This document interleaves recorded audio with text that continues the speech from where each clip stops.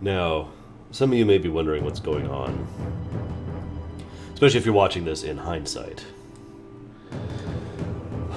I decided what I was going to go ahead and do is... I've been getting a lot of questions lately on my stream about the Imperium and things about the Empire. Mostly about the Bastion, because most people are more curious about how the Bastion interacts with their given settings rather than my storyline itself, but that's understandable. The Imperium supports Canada Dry, by the way. But I was trying to think how I could get a decent amount of an information dump out there without rewriting War and Peace, the Archie Guy edition. And I decided what I was going to do is kind of do a combination stream video thing. So what we're going to do here is we're going to say hello to Vizette. Hello, Vizette. And then what we're going to do is I'm going to go ahead and try and just talk about the Imperium in a sort of a generalized sense, and then accept questions from anybody who happens to have any. For those of you who have been following my streams for a while, this is not the first time I've attempted this. The main difference in approach here is that I'm specifically going to be talking regardless of you guys asking questions. Usually when I try to do these streams, my timing was bad, and the people who were on at the time were not interested in the Imperium, or simply didn't have anything to ask. It is also worth noting that it's hard to answer that kind of a question in its own right. It's like being asked by someone, well, what is Star Wars? And then they say, well, just ask me questions about it, right? Obviously, it doesn't quite work that way. So the better methodology in hindsight here is to talk about Star Wars generally, and then have questions about it in order to nail down the fine specifics. Make sense? Hence, this format. So hopefully this will work acceptably for you, and if not, then I will leap upon my Canada Dry. Ugh. Now, first of all, hello everyone. Hello Death. Hello Isaac. Hello Lava. Now, the second little boilerplate here I want to tell you is that this is not going to be a full spoiler video about the Imperium, because I still have stories to tell within the Imperium, and I would hate to ruin those before I ever got a chance to get them out there. But this is what I like to call player knowledge. In other words, if you were a player who just started playing a game, you would know a decent amount about the history and the byproducts and otherwise setting that you were existing within, but you would not know everything. You would not know the truth. Now, what you do know is the truth. It's not like people have lied to you, at least theoretically it's not like people have lied to you, but it is not the whole truth. It is not everything that has happened, everything that has gone on, and the real reasons behind things. So what you will be getting for this particular video is the player truth. Now, there was a great war that basically started everything. This war occurred on a planet called Earth. Now, details about that war are scarce and virtually unknown. Most people have no idea what actually happened on those final days. What they do know is that in the wake of the catastrophe, what ended up resulting was they discovered, I should say, something new, which they referred to as core energy. Now, core energy itself is something of a misnomer, but core energy is referred to it as that because it is the foundation by which the entire Imperium is structured. Put simply, core energy is another layer of physics which allows for things to happen that are beyond the mundanely possible. Hence, there will be forevermore a distinction between the mundane and the fantastical, because the fantastical is produced by core energy. Make sense? Excuse me, not produced by. That is incorrect. It is allowed to happen by core energy. Now, the interesting thing about the first few days of when they discovered this change, in reality, basically, is the fact that certain people would just kind of randomly end up having abilities. Now, some of these abilities are easy to understand and explain. For example,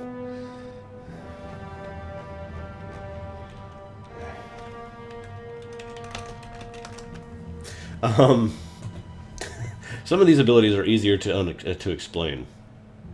For example, how many settings have you seen and read about where people just start becoming superpowers? The X-Men series is probably one of the most commonly known where mutation kind of happens more and more as time goes on. That's effectively what happens here, but there's a slight difference. what happened is roughly 5% of the total population of Earth, of the survivors of Earth, because very large chunks of landmass did not survive under good circumstances, is the fact that 5% of the populace gained these new abilities. Now, these new abilities were not superpowers. It was just they had the ability to manipulate reality on a level using core energy. In other words, to put it actually more fundamentally simply, these 5% of the population had access to, ironically, the fifth dimension, which was hitherto unexplored and undefined prior to this period in time. I'm going to pause a moment to say hello to everyone. Hello, Tyler, Lilu, Lorianne, Stukia. I already said hi to Lava Dead. He didn't get another one. Now, I mentioned the 5% thing because that is actually important. When core energy is naturally integrated within a society, within a reality, I guess I should say, what happens is it rises to a certain point where certain individuals gain that ability. Again, it's the 5% line. And at that point, no one else really gains it. That number basically never really changes. The level of mutation or magical prowess or whatever you want to call it never increases, and it never decreases either. That's kind of important for things that'll happen later. Excuse me. By the way, if anyone has any questions, feel free to pop in at any time. I as always, welcome questions. So these people who manifested abilities, and I gotta put abilities in quote-unquotes, because most of these people had, like I said, access to the fifth dimension, and the way they could use it was variable, dependent on their personality, on their will, on the way they could function. It has been described before by someone who is not me, actually, that basically they all gained the same new muscle that they never knew they had, but all of them would use that muscle in a different way. So some people would cast spells, or some people would have superpowers, some people would be able to have psychic or psionic abilities, all that fun stuff. Everything that is basically considered supernatural was now fundamentally possible and real, but only in that 5 percentile. Now, immediately after this, there's a gentleman who is only referred to in the history books as the Emperor. He is pretty much at this point in time fully... I'm sorry you're busy, Death Phoenix. I hope your day goes well for you, at least. The Emperor is an individual who is recorded as being charming, intelligent, not particularly powerful. He did have some access to the fifth dimension, but for all intents and purposes, he was actually quite weak, especially compared to others around him, which is another thing, by the way, that's true. Everyone who gains the access to actually interact with the fifth dimension does not gain it equally. Some of them gain it stronger, some of them gain it weaker, and so there is basically, for lack of a less stupid way to call it this, there's effectively levels, or degrees of power, or whatever you want to call it, with regards to the individuals. Depends on the individual setting, Isaac. If you give me an individual example, I can definitely answer you that. Because, yeah, it's always case by case. The Imperium does not actually... The Empire, excuse me, I really should be more accurate about the Empire, capital T, capital E, does not actually believe in the concept of law in the strictest sense of the word. But I'll be getting to that in a little bit moment here. Suffice it to say, though, that they don't think that one, codified law should be the rule set for any given situation. One of the founding principles of the Empire is the idea that every situation has to be dealt with on a case-by-case basis. You can't just generalize, right? Or summarize. So the Emperor, who was very intelligent, very charismatic, he started working on a very long-term plan. The idea was to coordinate the people into a strong, military-focused organization whose entire purpose was to explore the now accessible galaxy, because one of the other side effects of this core energy change was that faster-than-light travel was now possible without... It was not just possible. That there's a difference between possible and a commonplace, I guess is the word I'm looking for. For example, we in real life right now, we actually have several things in real life that are possible, feasibly, theoretically, engineering possibilities, but we can't actually make them happen because either matters of materials or matters of resources or matter of construction, it's not feasible to do it on a regular day-to-day basis. For example, we could go to, Jupiter right now. Well, okay, Jupiter's a bad example. We could go to Mars right now. We could just go there, land there, come back. But the difference here is, while that was possible, which is the difference between impossible and impossible, it's like one step away from impossible, now it was commonplace, which is why I want to call it that, because imagine, instead of the ability to under great expense and circumstances and a lot of backdrop, go to Mars, imagine if you could go to Mars the same way you could literally go across your street. That's about the time, excuse me, that's about the point at which faster than light travel has become as regards to this. Good on you, Lava Dude. I actually, like I said, that's exactly what I'm going to do. Although, granted, I'm also partially doing that for the show because, So, yeah, Isaac, that is basically the answer. For example, Warhammer 40k is probably my most well-known example of a crapsack setting that probably deserves to be destroyed. But I don't even mean that as an unkindness. I actually mean that as basically a mercy killing, because one of the weird things about Warhammer 40k is if you look at most of the horrible things in that setting, you can't just remove them. You literally cannot just remove the warp. You can't just remove chaos. You can't just remove, all of those things within the regards to Warhammer 40k. You can't do that because that fundamentally changes the way the setting works, which is the very antithesis to what the Empire believes in. But I haven't even gotten to that yet, so let's answer Vizette's question, then we'll talk about the Empire's arisal. Now, it's funny you ask that, Vizette, because the overall scope of the Empire is difficult to define. Okay, there's 3 types of space within known space, alright? Hey, Fitzcott. Number 1, explored area that is not a part of galactic society. There's actually a lot of this. Statistically speaking, well over 70% of all known space throughout the, I believe it's 5, off the top of my head, galaxies that are known within this galactic cluster. The Empire doesn't really go past one single galactic cluster, by the way, for reference. The Imperium doesn't, I should say. I've talked about that before. It has to do with scope.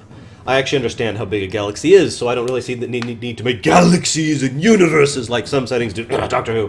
But yeah, there are many examples of settings that just go overboard with numbers, and I don't like to do that. A single galactic cluster is monumentally gargantuan, really. But there's about 70% of all that space is known, and yet none of that is actually, a part of the intergalactic or intragalactic community. Then there's a decent chunk of that, about half of the space that's left over. That is, well, everything that's left over is for all intents and purposes under Imperial. Well, okay, let's rewind a bit here. Yeah, Stargate's another good example of that. Fitzcott just woo. Good show. Don't mistake me. I love the Stargate franchise. Just whew. Then there's the 15% after that. The 15% is the space that is aware of the galactic community and the intra-galactic communities, but is not actually a part of the Empire. And I'm putting this in quotes for the final reason I'll get into in a moment here.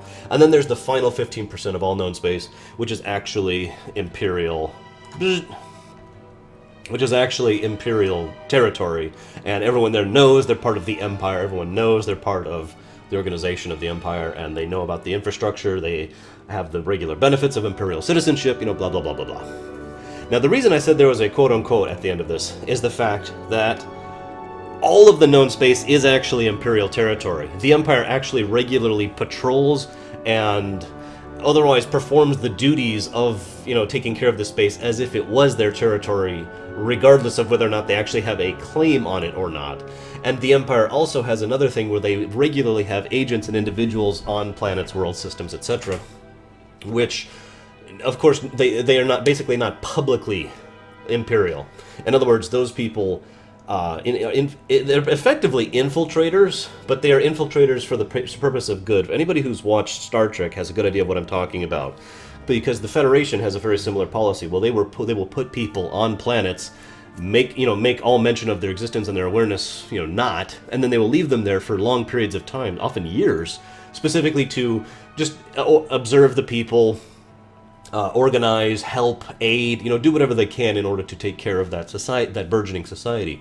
Because another thing the Empire believes very strongly in is not telling anyone what to do and not forcing upon anyone anything, but actually trying to help them find their own way, whatever their own way is, because tolerance and understanding is is pretty much arguably the core element of the Empire.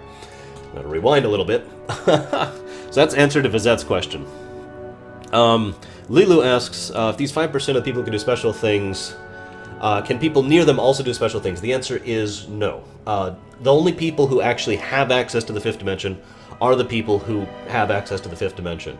That being said, under certain circumstances, and this is a rarity, it is possible to artificially indue access to the fifth dimension within an individual, and it is also possible for it to be trained as a result of that byproduct, which is done on several occasions. Oh, that is an excellent question, Fitzcott. The answer is basically no.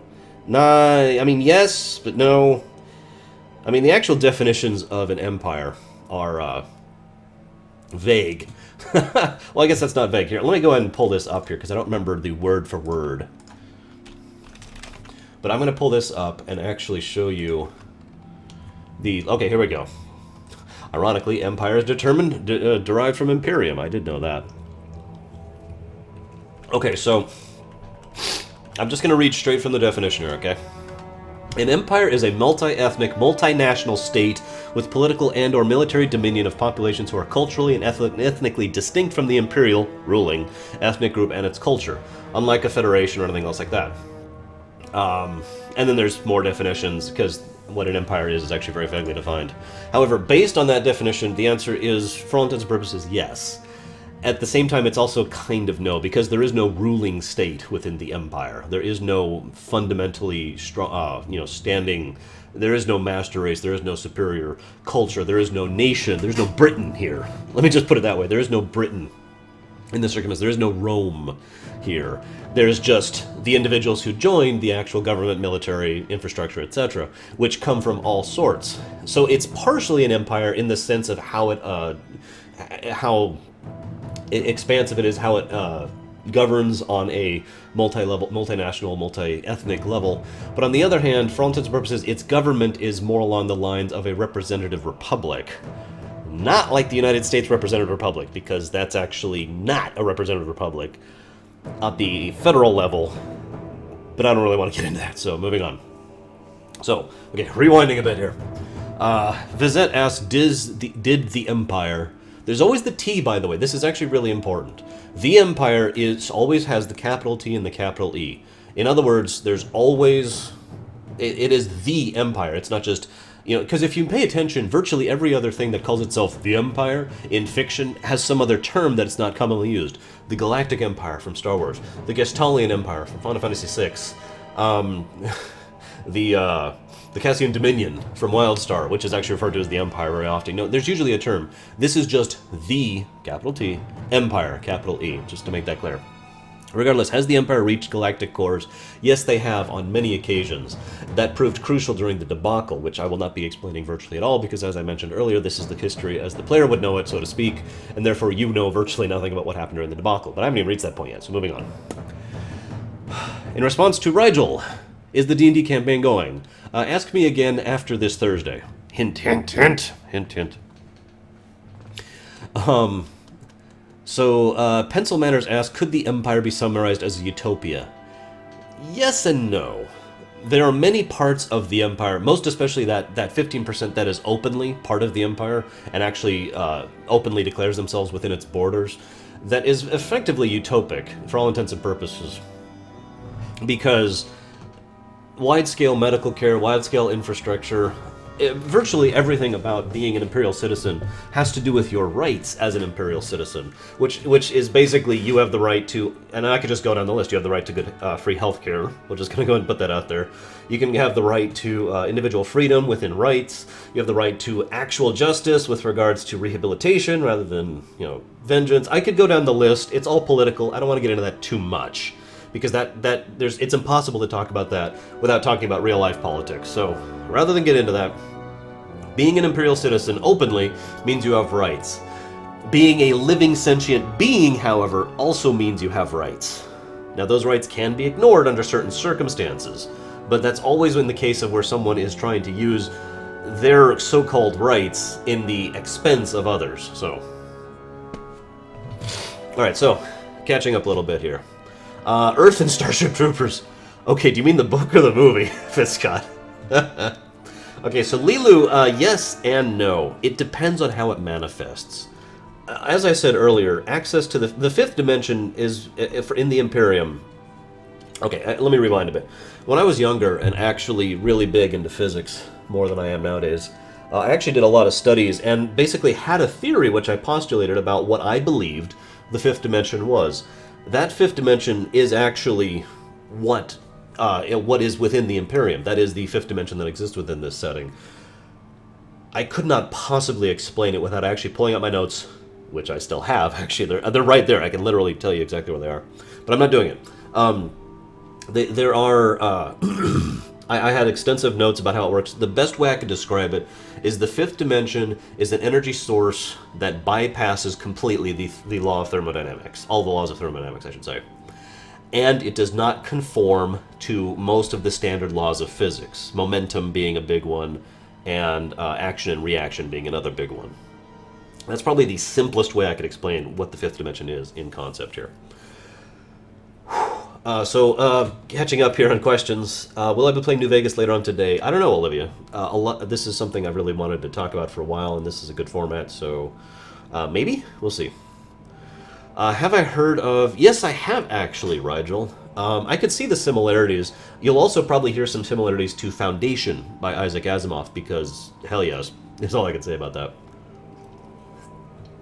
But, I freely admit, being someone who read science fiction and fiction in general up like crazy, I mean, most of my reading I finished by the year 2000, by which I mean, yeah, I used to read a lot more than I do nowadays.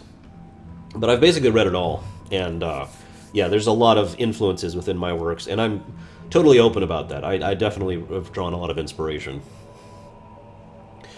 How long is a normal person's lifespan in the Empire?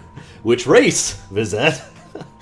I get what you're asking. A normal human being can live anywhere from 100 years to about 3,000 years, depending on how they take care of themselves. And that's someone who is not within the 5%. So Fitzcott, the movie. No, it's nothing like the movie. Oh my god, you want to talk about a totalitarian state of doom. I know you're probably talking about with regards to the rights of the citizen aspect, but no, it's, especially having read the book, no, it's not really like that. That is an excellent question, Isaac. The reason is twofold. Let's say that you were looking at Star Wars as a setting, okay? Now, Star Wars is kind of a bad example of this, but just bear with me, Isaac. Let's say you've got all of Star Wars, and Star Wars is most of a galaxy. It's like 40% of a galaxy, and that may not sound like a lot, but that's huge. That's a gargantuan chunk of space. So, huge chunk of space, and you need to infiltrate an agent from the Bastion, an Echo, into Star Wars in order to interact with something, right? Where are you going to interact with? Where are you going to put them in at? And that's kind of the point. One of the things that the Echoes have as their ability is they aren't really bound... I try, Fitzcott.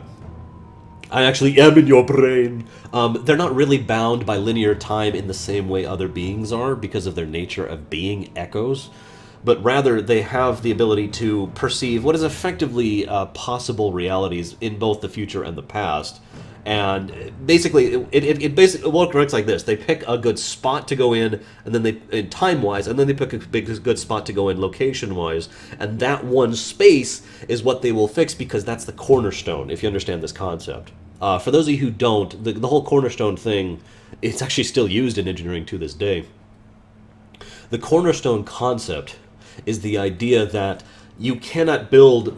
there's so much architectural construction, especially in the Roman era, was entirely built around the concept of a cornerstone. It's put in this one spot, it holds all the weight of it, and balances it mathematically in such a way that the rest of the structure can exist. I'm explaining this really poorly, so forgive me. But the point is, with that cornerstone fixed, the idea here is the rest of it can work out then. So like Dragon Age is a great example. They moved in on this one blight, and the politics and the circumstances surrounding Dragon Age Origins. And let's be honest, there was a lot of politics and a lot of long-reaching effects that were happening in Dragon Age Origins, and they affect that area, that scene, that spot, and that was theorized to have a greater effect on the setting as a whole, if that makes any sense.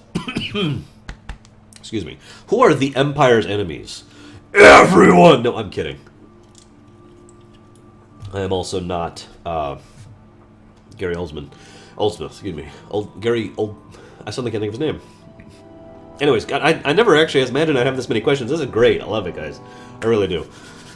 The Empire has many enemies. However, for all intents and purposes, most of those enemies are only at a military level. And I know what you're thinking. Well, what else kind of enemies are there? There are higher levels of enemies. People who also are amongst that 5%, who are significantly greater threat than a political power or a military power.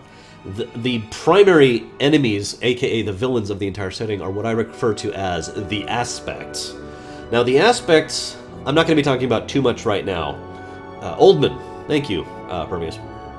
But yeah, the aspects are complicated. I'll get to that later.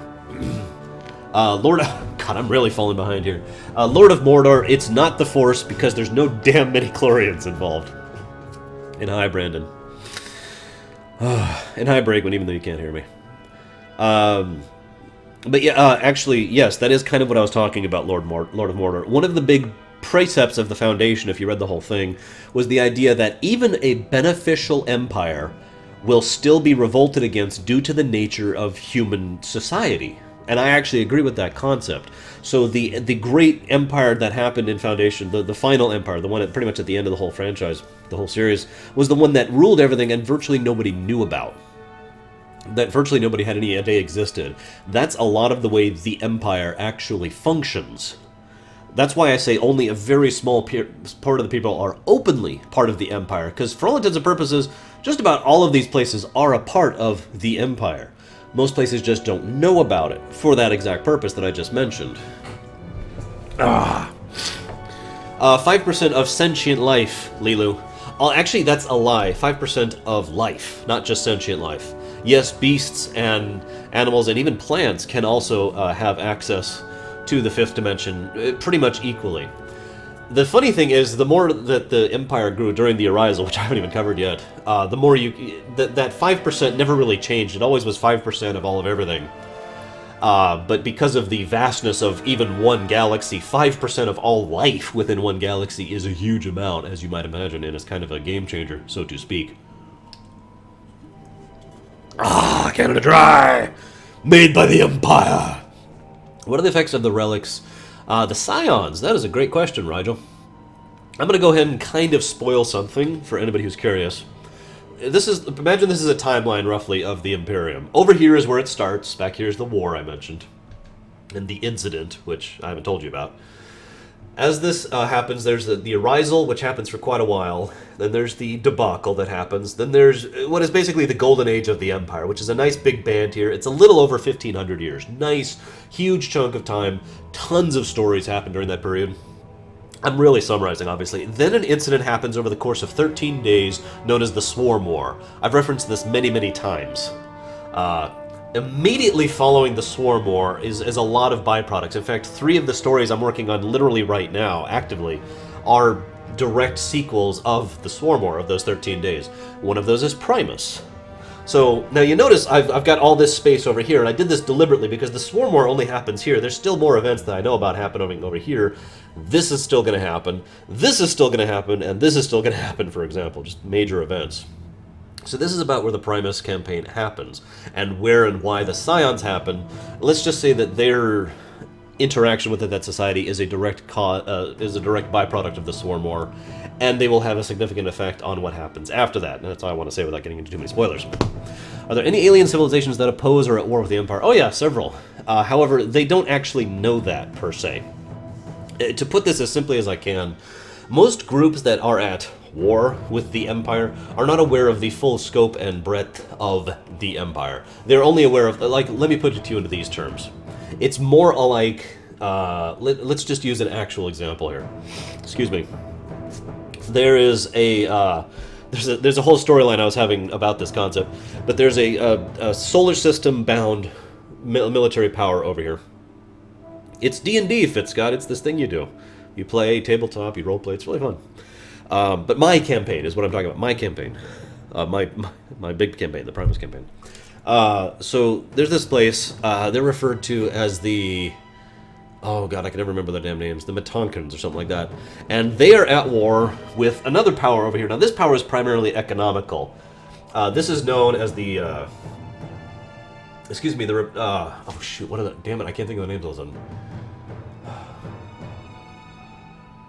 I want to say they're the Tarakan hegemony or something like that. But anyways, the hegemony over here, which is the important part. The hegemony over here is primarily an economic power. Now, this power declares war on this power because they want more of the... It's actually more complicated. They're not actually evil or expansionist. They're having a huge resource shortage, and they believed that diplomacy would fail, and so they felt like the only possibility for them to actually pursue the existence of their society was to go ahead and declare war on a stronger power in order to try and jumpstart their society, keep the people distracted from how terrible things are, and then to claim resources which they could use to help their society continue to function. And yes, I know that's heavily based on Japan during World War II. Point being, this group declares war on this group. Now, this group is actually a part of the Empire. They don't know it. And they don't know it. But this is, for all intents and purposes, a member of the Empire. So individuals from the Imperial military, who know that they are a member of the Empire, will actually be assigned here in ships that are of appropriate level of strength for this general area of societal and economic, military, and technological advancement, and will assist in this fighting. And those soldiers are, of course, and those soldiers, those Navy men, those officers, those infrastructure people, those medics are all fully aware of the fact that they are Imperial members, but they will not be telling anyone else that. They just are... They basically, for all intents and purposes, are there clandestinely. It's actually hard to explain past that, but I'm getting off topic, so I'm actually running out here. So, what are the safeguards against corruption? Now, that's actually a really good question, Olivia, because the answer is there aren't any. And I'll let you think on that for as much as you want to. Thank you, Luxia. I've been working on this for 2 decades, so I sure hope that I have been. Are there any omnipotent beings? No. Absolutely not. There is no such thing as actual omnipotence in the Imperium, because I know what that word actually means. Consequently, there is no such thing as omniscience within the Imperium either, because I know what that means too. However, there are several transcendent beings, and yes, virtually all of them are in contact with the Empire. Good example, the Q Continuum. How big of a role is infiltrating to the Empire? Isaac, it's actually... Okay. There's several... Okay, hang on. Let me think about this. There's several layers of infiltration, okay? There's standard infiltration, which happens so commonly that it's completely mundane. It's ordinary. It is, as I said before, virtually everywhere is effectively Imperial territory for all intents and purposes. So that 30%, all of civilized space, all of urbanized space... No, Lilu. I was explaining myself improperly. The point is, those ships are, ships from the hegemony. Those are ships who have been with the hegemony. Those are ships who have been built through the hegemony, blah, blah, blah, blah, blah. But they will then send... It's actually really complicated the way it works. It depends on how the war goes, but in this specific circumstance, the war was going kind of poorly, so they had to have reinforcements come in, which were then explained as being a byproduct of the militarization of one of the particular groups within the hegemony, which was trying to build ships without knowledge with anyone else, so there was some political backlash about that, but regardless, it made it so they can win the war, so they got a lot of political bounty points as a result of that. I'm sorry, I don't know how to tell a story non-complicated. I apologize. I literally don't. But that's... Ghost ships don't just appear out of nowhere. The Empire has slightly more tact than that. Anyways, so, infiltration happened basically across the board, right? Everywhere is infiltrated, pretty much non-stop. However, true infiltration, in other words, the Empire sending agents or individuals or otherwise highly specialized people whose sole goal is to try and change or alter or otherwise help a society, usually on a societal level, to try and work through the fabric of a given society. That's a little more rare. But it is, given the vast space that the Empire happens in, that is also basically happening more or less constantly, but that's more a byproduct of scope rather than anything else. That's a much more specialized job. That's why organizations like the Elements, the Bastion, and the Hands exist. All three of them dealing with different levels of infiltration. Let's switch songs. I guess you guys are probably tired of Ice Crown. Much is it soothing? Are there any big threats from normal people using... yes, Javan, that is exactly true. That happens more often than not. I mean, I could point to Pokemon right off the top of my head. But no, ignoring that, there are many circumstances in which normal people who are intelligent or smart or clever enough... I mean, don't mistake this. A mundane is not someone who is lesser than someone who has access to the fifth dimension. They are simply people who don't have access to the fifth dimension. That's the only difference. That's the only variety there. So, plenty of people who are normal have plenty of capacity to influence and impact those who are not normal, and indeed that actually happened a lot earlier on during the Arisal. Is the Empire human-dominated? No, not at all. Neither socioeconomically nor politically. Humans are very common, of course, but a lot of other races are. Once upon a time, I actually made a list of, well, I gotta put this in quotes, all the races, but it was just all I could come up with. Excuse me. It was huge. It was a gargantuan list of races. I would say compare it to Star Wars, but of course Star Wars Galactic Empire was dominated by humans. But think about all the places of Star Wars that are not dominated by humans. Think about how common, everything else is within that setting, and you've basically got a pretty good idea of how the Empire works. Non-humans are actually obviously more common than humans because it's one species versus a trillion. But you get the idea. When a Bastion member returns from a mission, is there a body to return to? Or they don't actually have bodies, Pencil, as I've tried to describe before. I know this is weird. The idea here is that they basically manifest themselves differently. So either they die or retire or wander off into the wild or whatever it is they do in order to end their tenure on a given infiltration mission, and then they basically just they return. Their body, I can't even say it like that. The form that they were manifesting as ceases to exist for all intents and purposes, and they just remanifest in whatever their given chosen form is when they return back in order to report in and give their thoughts on the matter and all that fun stuff. So, what rules do I use for D&D? My own. I made my own rules based heavily on 3.5, admittedly, for my D&D campaign. What would the Imperium do if an individual or government learned about the Empire? Define, Luxia. That's too general of a question. There's too many ways that could manifest, so give me an example. Do I agree with the statement, power breeds corruption? No, I actively, adamantly disagree with that statement. I strongly disagree with that statement. I always have, and I always will. I have always said that power enables. Power does not corrupt. Someone who is given the power to be evil is, and then uses it for evil, is someone who already had that potential for evil within them, not someone who was then corrupted by that evil, or at least not corrupted by the power, excuse me. Now, it's possible that someone with power can, through unrelated circumstances or circumstances related to the power itself, become corrupted over time. In fact, I would argue that Gul Dukat is actually an excellent example of that. Someone who is not corrupted by his power, but rather by the circumstances surrounding his existence and his rise, which came about as the result of that power. But power itself, no, absolutely not. Oh my god, I'm caught up in questions. Holy crap. This is about the point for me to blow my nose. Nose blowing.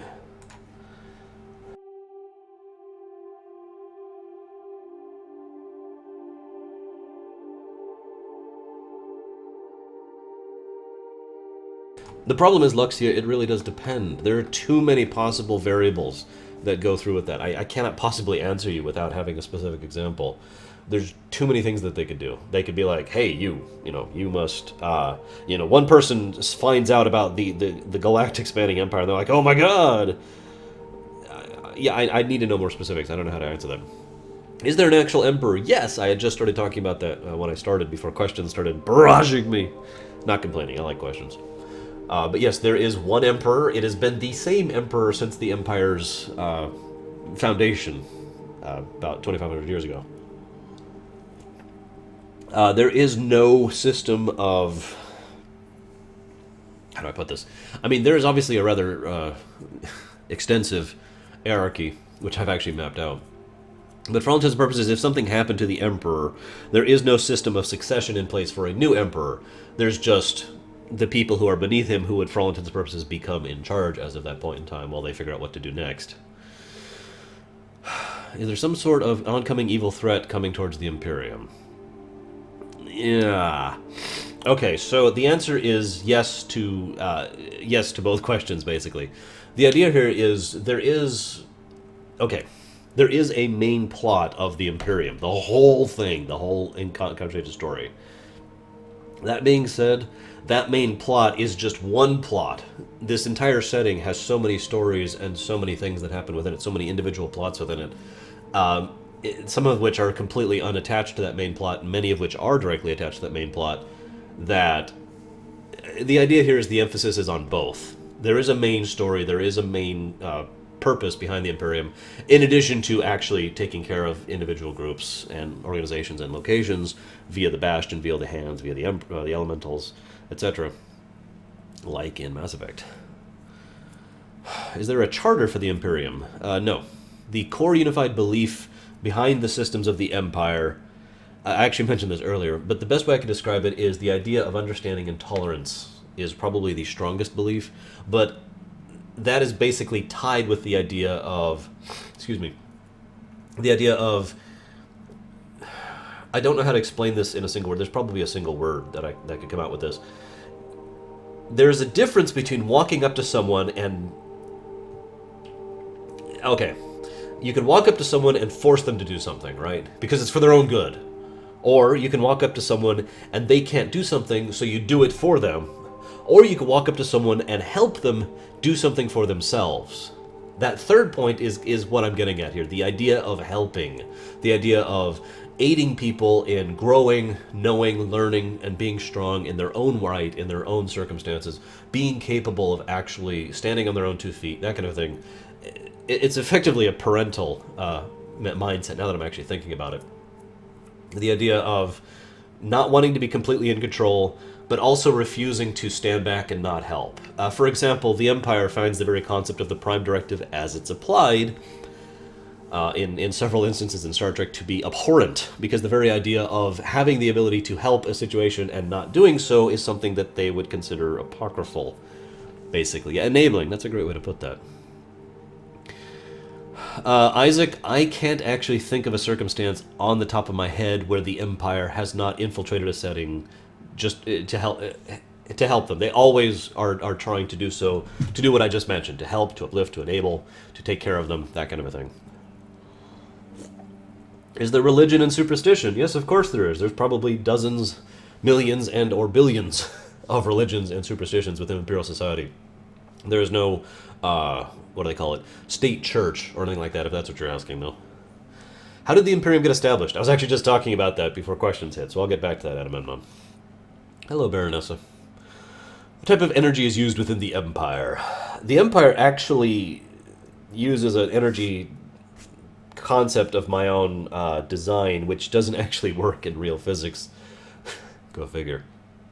The idea, though, is they basically have... Man, I don't even know where to start with that. They have their own energy source, let's just say that. It's a way to artificially induce a near infinite amount of energy within a single point, but it's very, very, very difficult to control once it's been established, and so it requires a massive amount of its own energy in order to sustain itself. But because of the fact that it is effectively infinite, that still means infinite net output once it has been established, assuming you have the right devices to control it. Now, the problem with that, of course, is that the only things that usually, in order to have the kind of devices to use this type of energy, it has to be something relatively large due to the complexity and nature of it. So, yeah, it requires, usually you're not going to see that in, a cell phone or whatever. A cell phone could use just some plain old energy source, power source of whatever variety, that doesn't matter. But for the big stuff, like ships is a great example. They need those actual cores. Now, tech level. The tech level the tech level within the Imperial military is pretty damn high. I'm actually trying to think of another setting that has equivalent tech level, and I'm kind of failing. Definitely superior to Star Wars, definitely superior to the Tau. One of the things that I drew inspirations from was a book that had the idea of people who had gained the ability to teleport entire stars without actually affecting the gravitational eddies or any of the other backlash that would happen as a result of that. That's basically the level of technological advancements that the Empire itself is sitting at. It's damned high.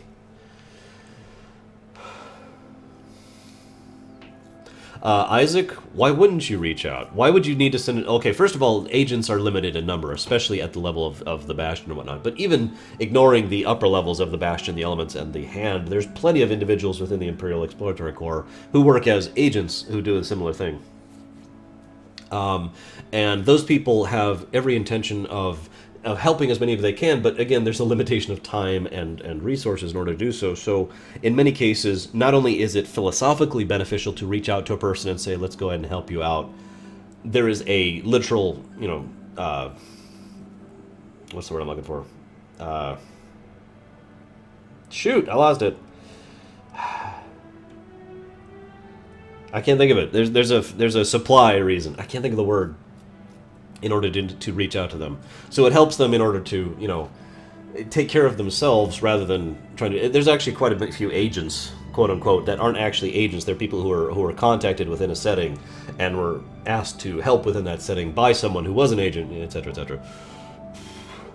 Okay, yeah, Alexia has a specific question. Let's go with this here. Logistical, thank you. That's exactly what I was trying to think of. Logistical and philosophical reasons. So a regime learns of the Imperium, and they become terrified, and they become hostile against them. That's a terrible question, Luxia. You should feel terrible. No, I'm kidding.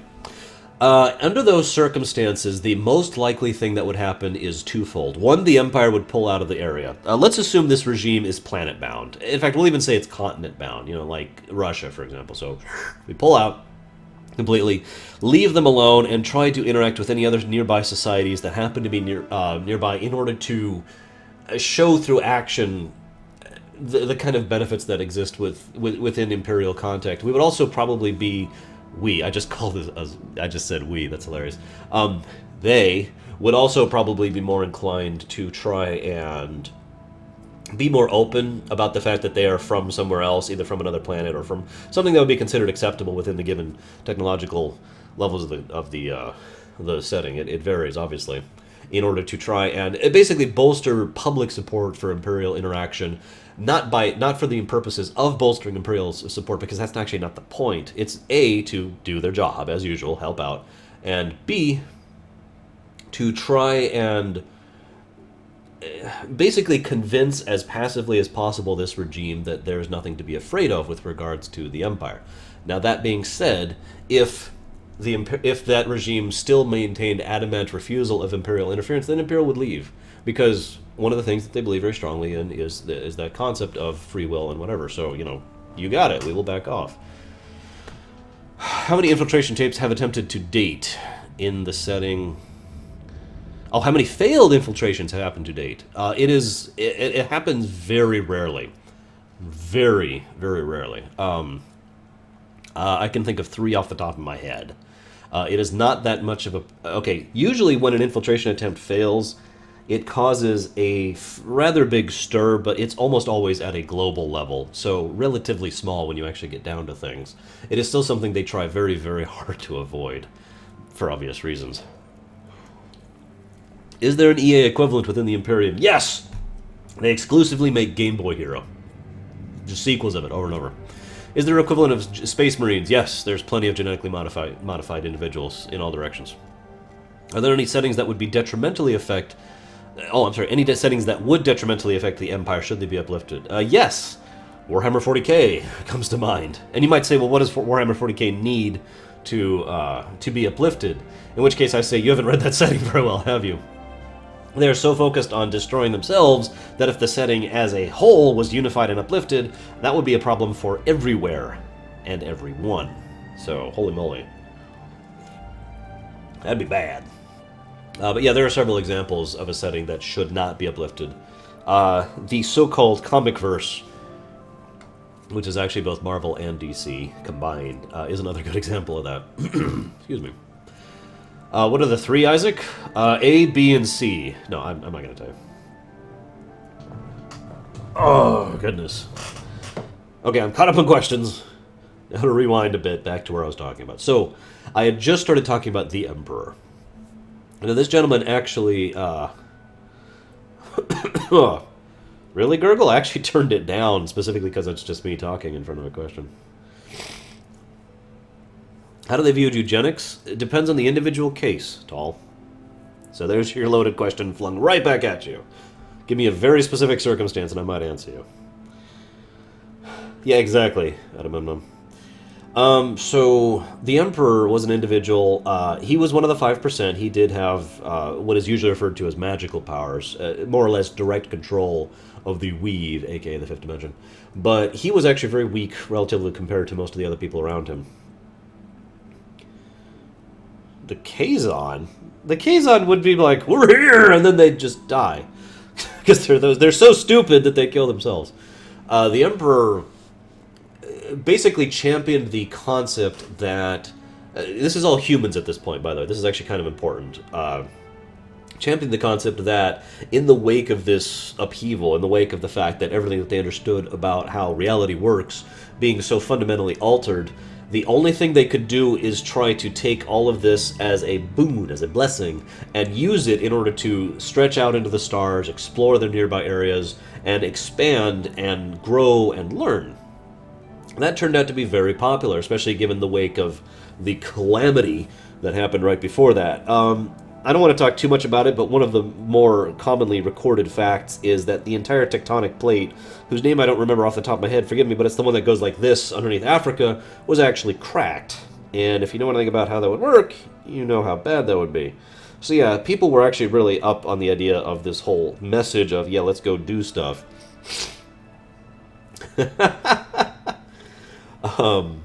So that's basically what became a period known as the Arisal. And we're going to pause to answer Permius' question. The Krogan!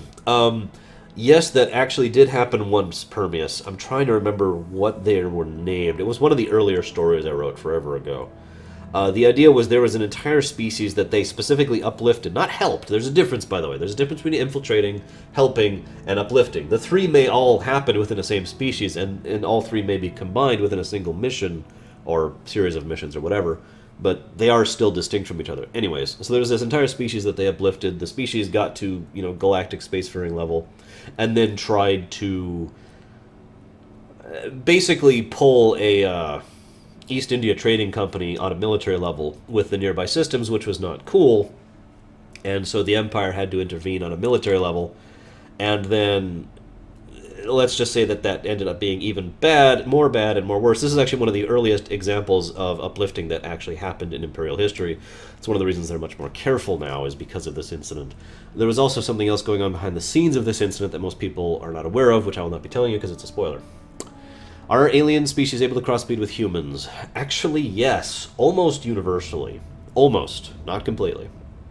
Go ahead, Fitzcott. So, the Arisal is the period when humanity, it's a very generic term, but it gets across the point succinctly, I think. Because, well, hang on, Agamemnon. You're going to make me actually look something up, because I looked this up a while ago. Oh my god. Let's pull all the plates up. Here we go. No, yeah, the African plate is, in fact, the one I'm talking about. Just looking at it right there. I'm sorry, no, it's actually referred to as the, No, yeah, that's right, that's the African plate. Nice big chunk of land.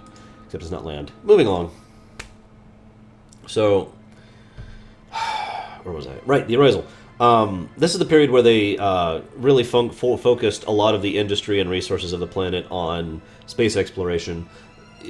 I could just basically insert your own version of the leaving from the stars thing that just about every sci-fi setting ever has.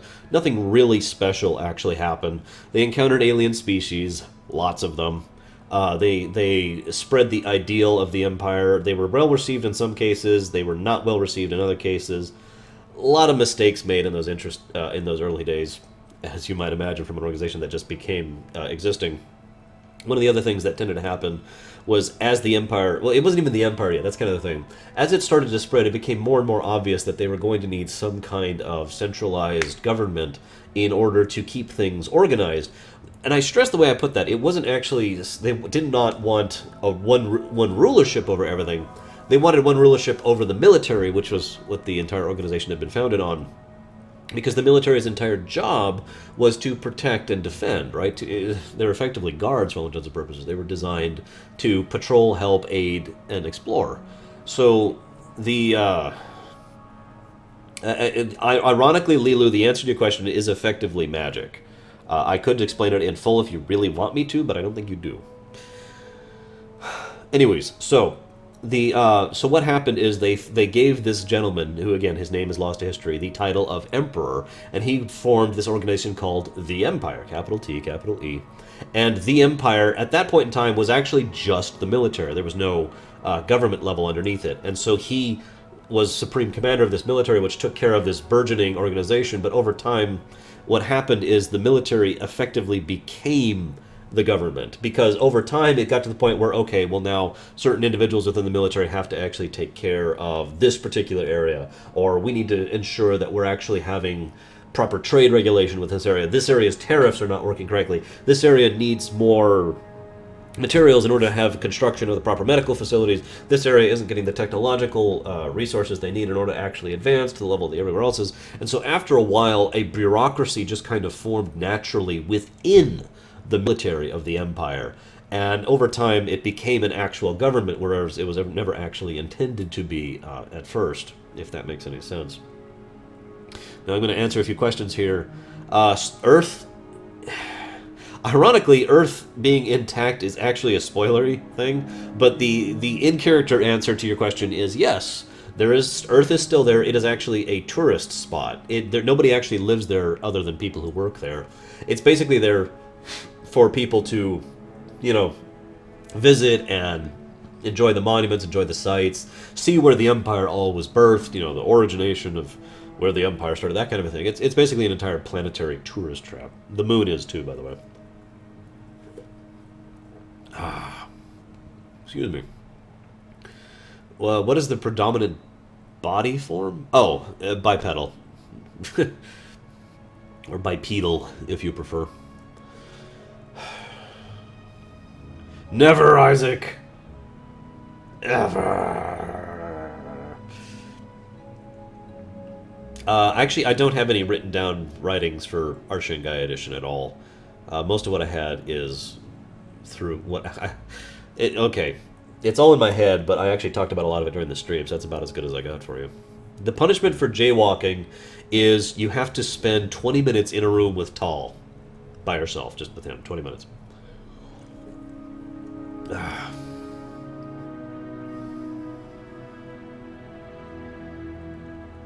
Luxia, okay. See, that's funny you say that. How can someone be corrupt and ruthless and yet still be effective at a job whose entire purpose is the opposite of those two things? Again, I'm going to have to ask you to be a little more specific with me, because, like, for example, you're basically asking me, how do we deal with someone who is incredibly, who's very good with his fingers, but at the same time has no hands? So, I'm not sure what to... Anyways. Like, okay, let's say you're dealing with that as a small level. Let's say you're dealing with someone who's literally just a paper pusher. Let's say you're dealing with someone who is a paper pusher and he's been accepted... Well, you see, I have to know what the form of corruption is to answer your question. That's why I need more specifics. There is no... You see, the problem is, Luxia, and I mentioned this earlier, maybe you missed it, there is no real law in the Empire. Not really. The law of the Empire is that those in charge decide what to do based on an individual circumstance. That's really what the law is. There are no codified laws in this setting. Well, okay, the Empire has no codified laws. Obviously, individual settings have their own things. Individual organizations and whatnot. Excuse me.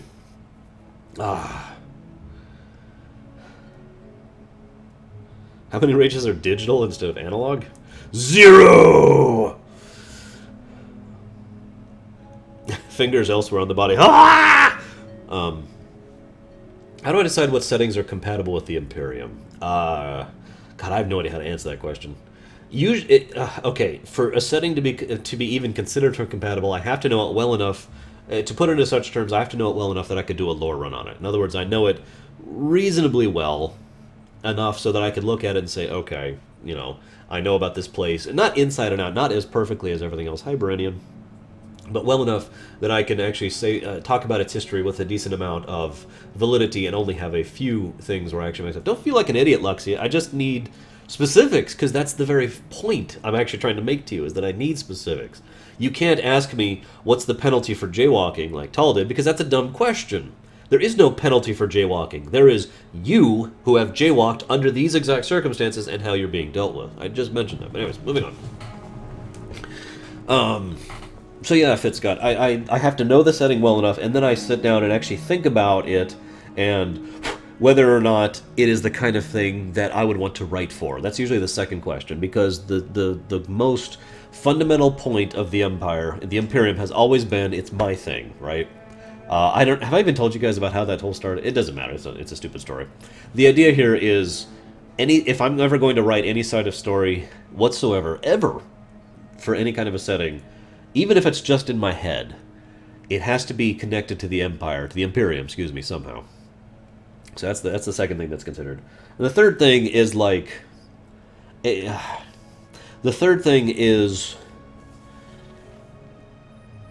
many settings exist that basically do not function in a way that they could be attached to any other setting, if that makes any sense. It's the crossover thing all over again. You can't cross over some things with other things. It just does not gel well. So that's basically the third question. And then there's, of course, a few trillion other things, which come into mind with that.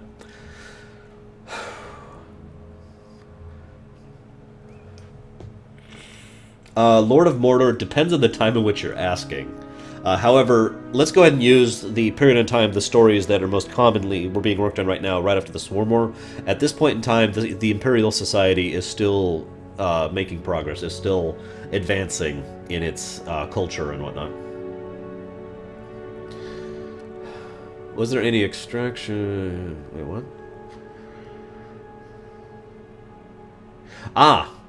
Visette, not really.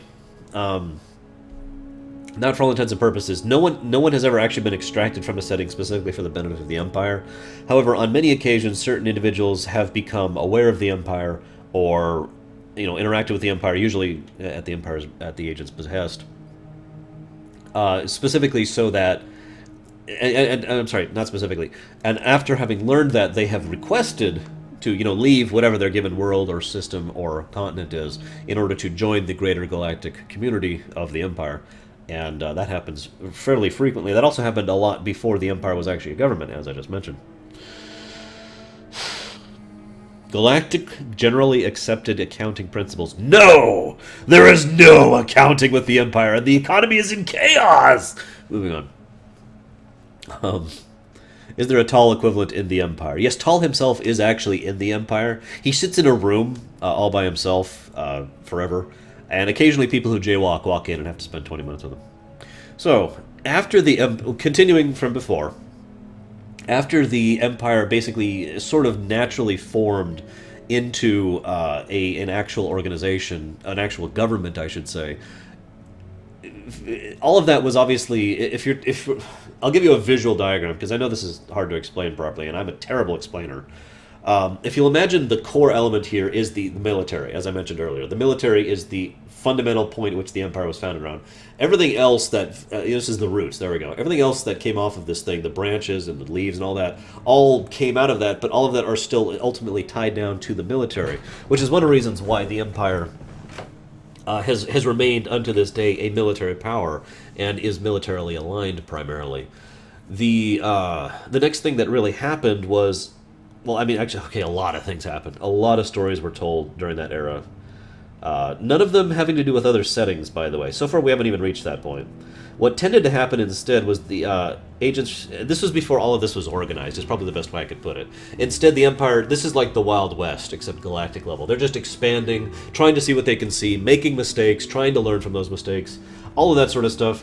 And for all intents and purposes, a lot of things were not really organized or determined. A lot of things I've told you before about have not actually come to be yet. Then the debacle happened. Now I'm going to pause before I talk about the debacle to answer a few questions. So, 40K is part of the Imperium, as I've mentioned, and I have actually defined how large of a power the Tyranids are, yes. I will not tell you what it is. The Imperium's alignment overall, I would probably go ahead and call them lawful good, if I had to define that. But not to the point of stupid lawful, if you know what I mean. Does the Empire intervene in the wars of lesser settings? Yes, on a regular basis, actually. However, what happened in Star Trek is unique and complicated as hell. I don't even know where to start on that. Suffice it to say that what the Empire did was interfered on a number of levels, usually so quietly you wouldn't even notice that they were doing anything. Let's just say a lot of events that happened in Star Trek happened because the Empire was actually interfering deliberately in doing so. And the idea was, for those of you who are not aware of this, I told you I have an Imperium storyline with regards to Voyager. That's the point at which the storyline officially diverges from what actually happened in Star Trek. Make fun of me if you want, but I mean, from that point on, I started rewriting what happened. And it's funny because STO actually had a lot of things happen in it that were similar to the story I was writing. Go figure, right? That's not that surprising, but regardless. But at a certain point in time, right about the time the Iconians became a thing, the Empire actually sent delegates to officially start treating with the major powers, the Klingons and the Federations specifically, in order to try and have active coordination with regards to everything that was happening, because the Iconians are actually a power that is threatening to the Empire as a whole. I'll let you think about that for as much as you like. Now, does the Imperium have an anthem? Yes, but I've never actually managed to write a good version of it. Here, I'll give you a version of the Imperial anthem right here. You ready for this? This isn't it. This is Morrowind.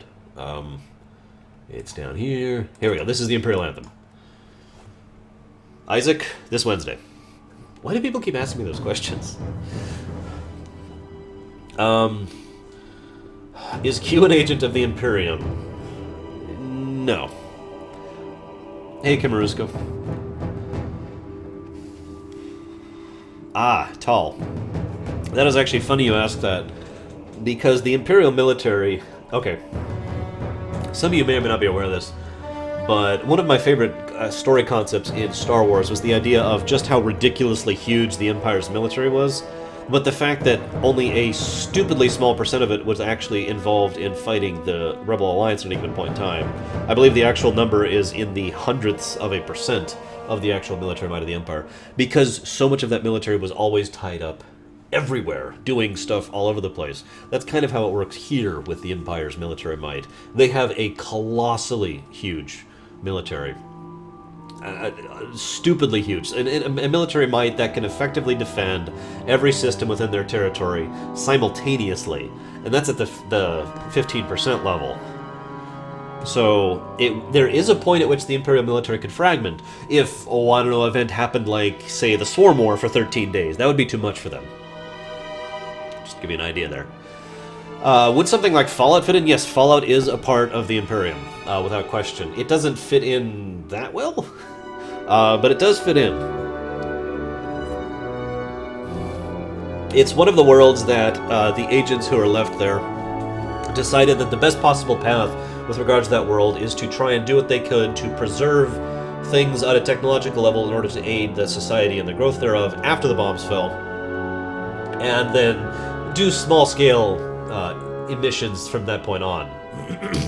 They have not actually reached out to the civilization of Fallout yet, and may never. What is the most powerful weapon that the Empire can deploy into battle? Can we count an individual? Because arguably there is an individual who is the strongest thing walking around in the Empire. Or do you mean like a piece of technology? Because that's a very different question.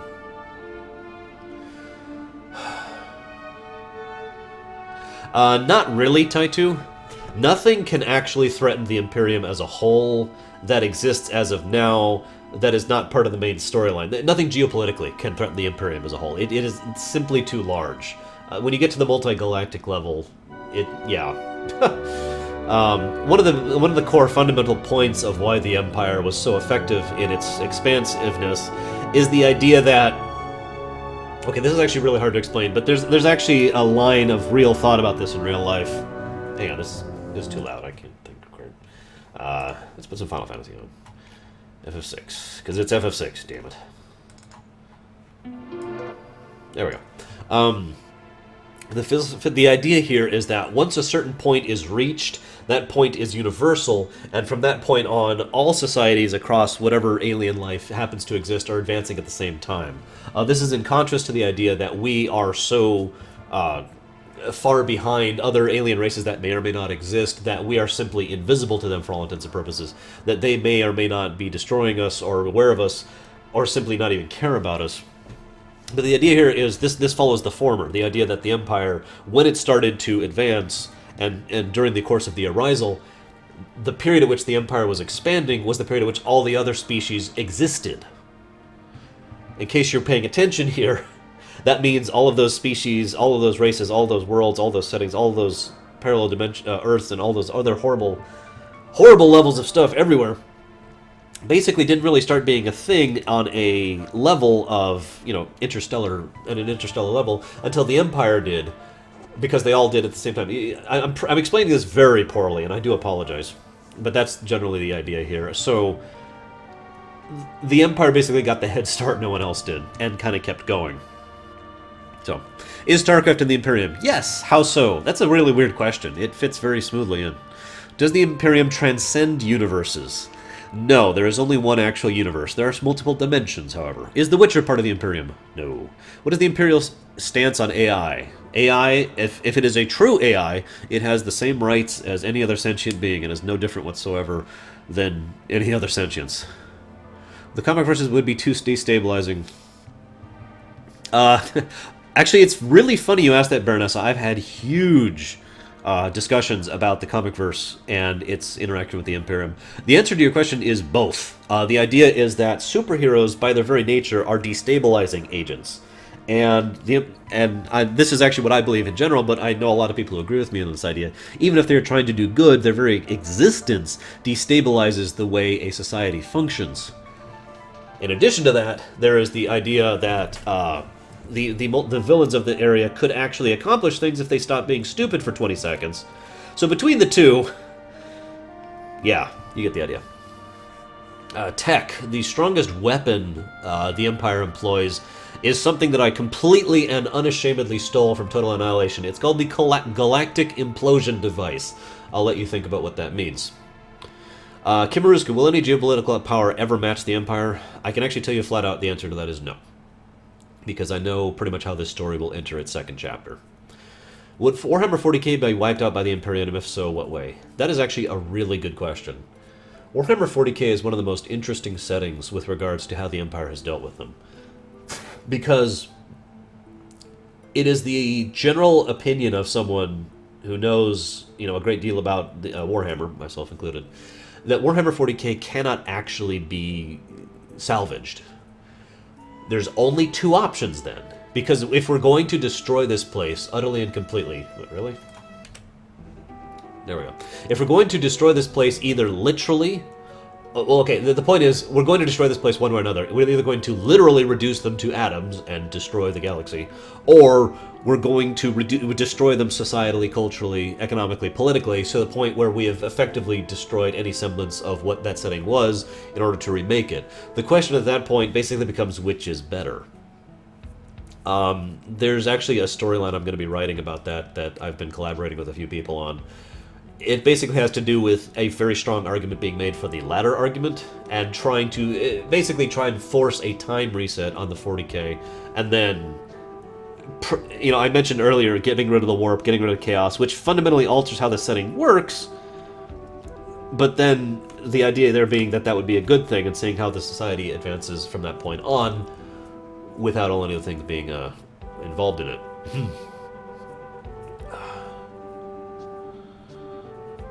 Nether Hunter, it's actually a case-by-case basis. People have been asking a few here. However, most settings that I am well versed in are present within the Imperium. Although, as I've mentioned before, that's actually not the that's not the primary focus of the Imperium storyline. That's just the branches of the storyline, I guess is the best way to put it. Is Lord of the Rings part of it? Yes. How did it become a part of it? Actually, it's funny you mentioned that. I don't know how much you know about Lord of the Rings lore, but the Maya, the Arda, and all the other things I can't pronounce were actually individuals who were specifically selected to try and engage in a specific a specific experiment, which is what birthed the Lord of the Rings setting. And Melkor, or Morgoth, or whatever you want to call him, well, he was Melkor, and so things went south, and that's what ended up happening there. Zero, Javan. I do not agree with the Prime Directive as it is applied, Peef. That's probably the best way I could put that. The idea here is that, okay, the Prime Directive on paper makes plenty of sense. And in fact, it's funny because the Prime Directive as it was applied during the original series of Star Trek, I'm totally with. Most of the time when they violated the Prime Directive, they did so with good and deliberate reasons because they believed the morality of the situation outweighed the legality of the situation. Later on, the Prime Directive became a little bit more of a dogma thing, and they would use it even in cases where it, in my opinion, should not apply. So, I mean, I could talk for a while about the Prime Directive, but that's a summary. Yes, Luxia. In fact, that happens many, many times. Fitzcott, yes, I would not want to include the comic verse. I would not want to include the Warhammer 40k, even though they are, obviously. I can't think of any others off the top of my head. Shrug. And Agamemnon, that is exactly one of the problems with the setting. And one of the reasons why I mentioned that the entire circumstance needs to be destroyed one way or another, because they basically have to either rewrite the setting or just remove it from reality. Like I said, I'm going to do a whole story about that question.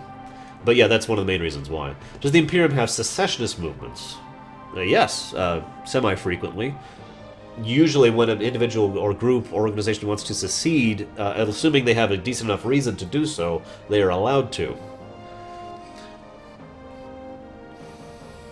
No, Permeus, the Necrons would never have existed. When I say a reset, I mean it. The Eldar might be... Well, no, I don't know what the Eldar would be. I'd have to really think about that, but anyways. Now, that's actually an interesting question, J-Man, because the answer is yes, but at the same time, no. In the terms of scale of power, yes, because the Elder Scrolls themselves, the actual items, are things that are effectively reality warping. But the interesting thing about the Elder Scrolls is they have always been designed to be reality warping on a specific and very confined level. I've talked about this before in my many discussions about the Elder Scrolls series, so nothing really to add there. But the point is, while that is still altering and redefining reality, it does not do so on a level that the Empire would be affected by, if that makes any sense. Is it possible that an universe that someone else has created could be detected to the Imperium? Define your question, Nether. I don't actually know what you mean.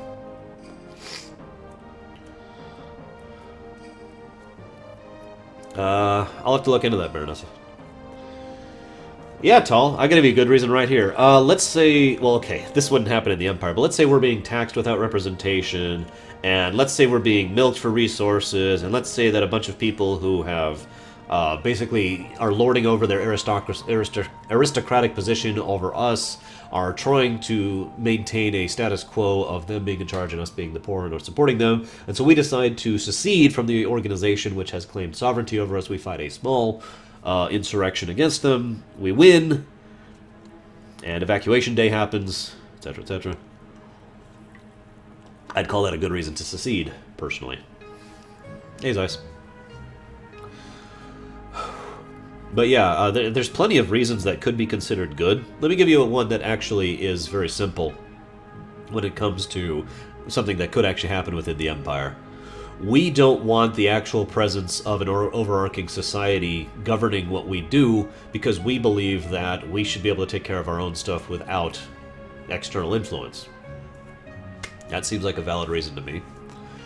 And it's not like the Empire would completely cut off all ties with them either. They would just let them do their thing, pull people out, pull all the actual Imperial agents out. They would, of course, leave some people who are Imperial agents behind, because of course they would, because they have to keep track on everything.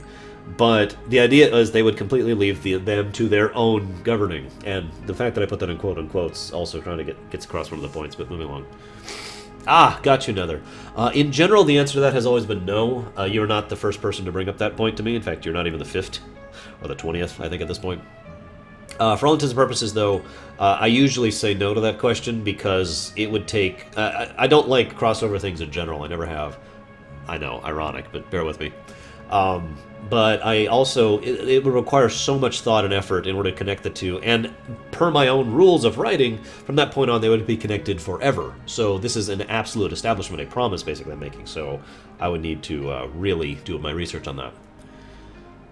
There's no consultation on secession, Tall. Why would you need consultation on secession? You're so weird. Yes and no, Lava Dude. Mostly yes, though. The Mushroom Kingdom is a part of the Empire. I don't understand what you mean by how it went about, though. Alright, Olivia. Power-hungry madness and corruption. There's this organization called the Enclave, right? And then Imperial agents destroyed the Enclave, and then everything was better.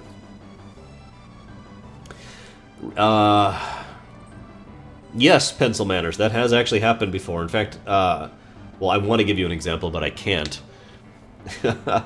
Usually when that kind of thing happens, though, it's an individual who basically has a level of personal power that they can perceive things that they shouldn't be able to, and they can actually pierce the veil of what an individual actually is. So they tend to find agents sometimes when that kind of thing happens. I'll go and say this. Wildstar is a setting where a certain individual in Wildstar was made aware of the fact that there was an Imperial agent. In fact, there was actually an Echo, a full-on Bastion agent there. And that's all I'm going to say about that. How many agents does the Bastion have? Let me think about that for a moment.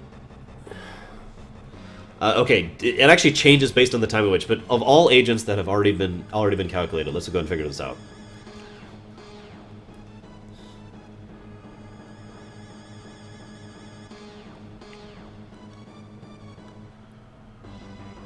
Nine. There are 9 agents of the Bastion. How they were included in the Empire? Oh, okay, I get what you mean.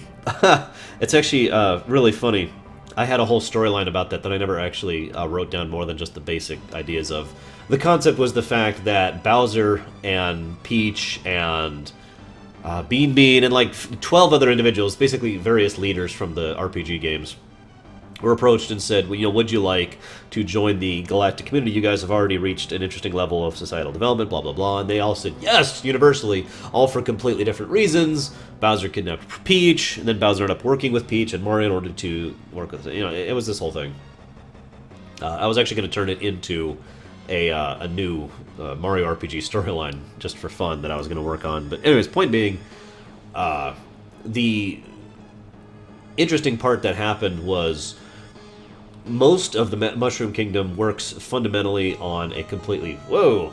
8-bit. An entirely magical level, for all intents and purposes, or supernatural level, for lack of a better term. So when they were introduced to hard science, the Mushroom Kingdom didn't actually understand what they were dealing with, and so just kind of supplanted it with their own. And the base way I'm going to put this... yes, I am, Olivia, without question. The base way I'm going to put this is that the Mushroom Kingdom functions very similar to how the Orcs do. In other words, they think it goes, so it goes. So yes, there actually are airships, like the Koopa ships, just kind of flying through space, because that's how it works. Which actually explains Mario Galaxy, now that I'm thinking about it. Moving on. Would an Imperium allow for a society to regress technologically? Theoretically? I can't see a reason why. Is it possible for an Echo not to be an Imperial agent?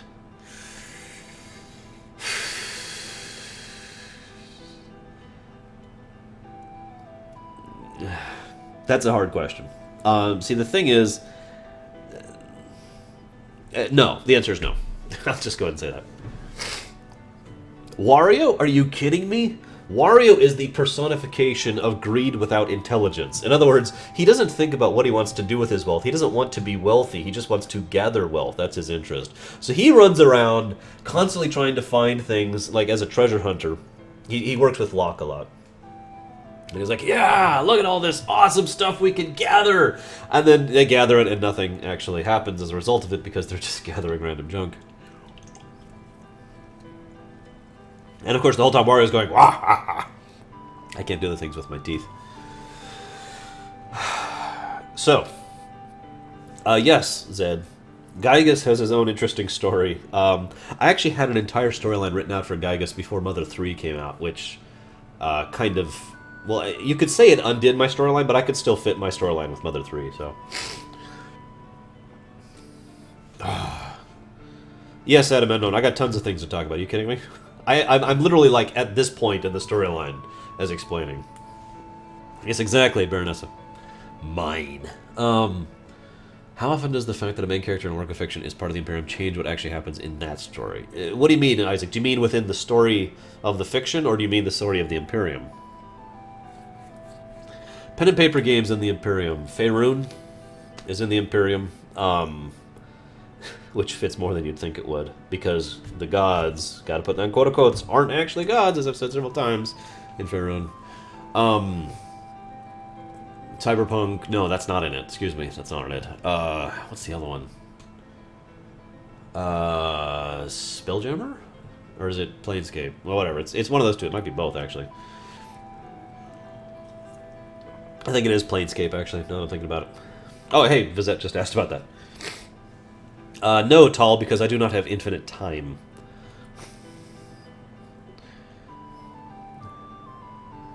Oh, gotcha, Isaac. The answer is not that often. In general, I try to avoid that as best as I can, but if there are certain circumstances, Mass Effect 3, where I honestly feel like, you know, after serious deliberation, that the setting has not represented itself, usually due to meta concerns, you know, writing and real-life concerns, then yeah, I just go ahead and rewrite what happened. Also referred to as head canon. So, yes, the Imperium's... certain members of the Empire could enter the Sigil. It would take someone of significant strength to do so. As far as how much power the Lady of Pain had, I'd put her a 3 at the scale of 1 to 7. Yes, Fitzcott, I have. And that's all I will say about that. Okay, so, I've caught up on questions. Let us talk about the debacle. Now, the irony is I feel bad because I'm not actually going to say many things about the debacle. This is great music for the debacle. I'm not going to say many things about the debacle because most things are not known about what actually happened during the debacle. What is known is that a certain individual of tremendous individual power, personal power, just kind of started wrecking the place. And you might ask, well, what do I mean by the place? Originally, there were 6 galaxies. Now there's 5. I'll let you think about how that happened. That galaxy, which is still there, sorta, is now referred to as the Husk Galaxy. Again, I will let you elaborate on exactly how that, how that exactly happened. There was an individual who was known as Hatred. Now, Hatred, they don't know anything about who he was or why his or any of those things. He's just, that's his name, and he was at a level of personal power that no one had ever seen before. I mentioned earlier the scale from 1 to 7. Hatred was actually a 6 on this scale. He was stupid levels of powerful. Again, he managed to trash an entire galaxy by himself. This was something that was such a colossal threat, and a lot of civilizations were completely destroyed by this. As you might imagine, a lot of people died in the few quintillion range. And it was the first time that the Empire as a whole had to try and unify in order to deal with this guy, but the military was effectively powerless in order to actually deal with him. They had to call upon their own 5%, basically all of them, in order to try and deal with him, and in the end they found they actually could not actually defeat him. They had to seal him away in the Husk Galaxy through means that I don't want to spoil. and create the very first cordon that ever existed within the Empire. The very idea of a cordon is something I've actually talked about many times in several of my stories.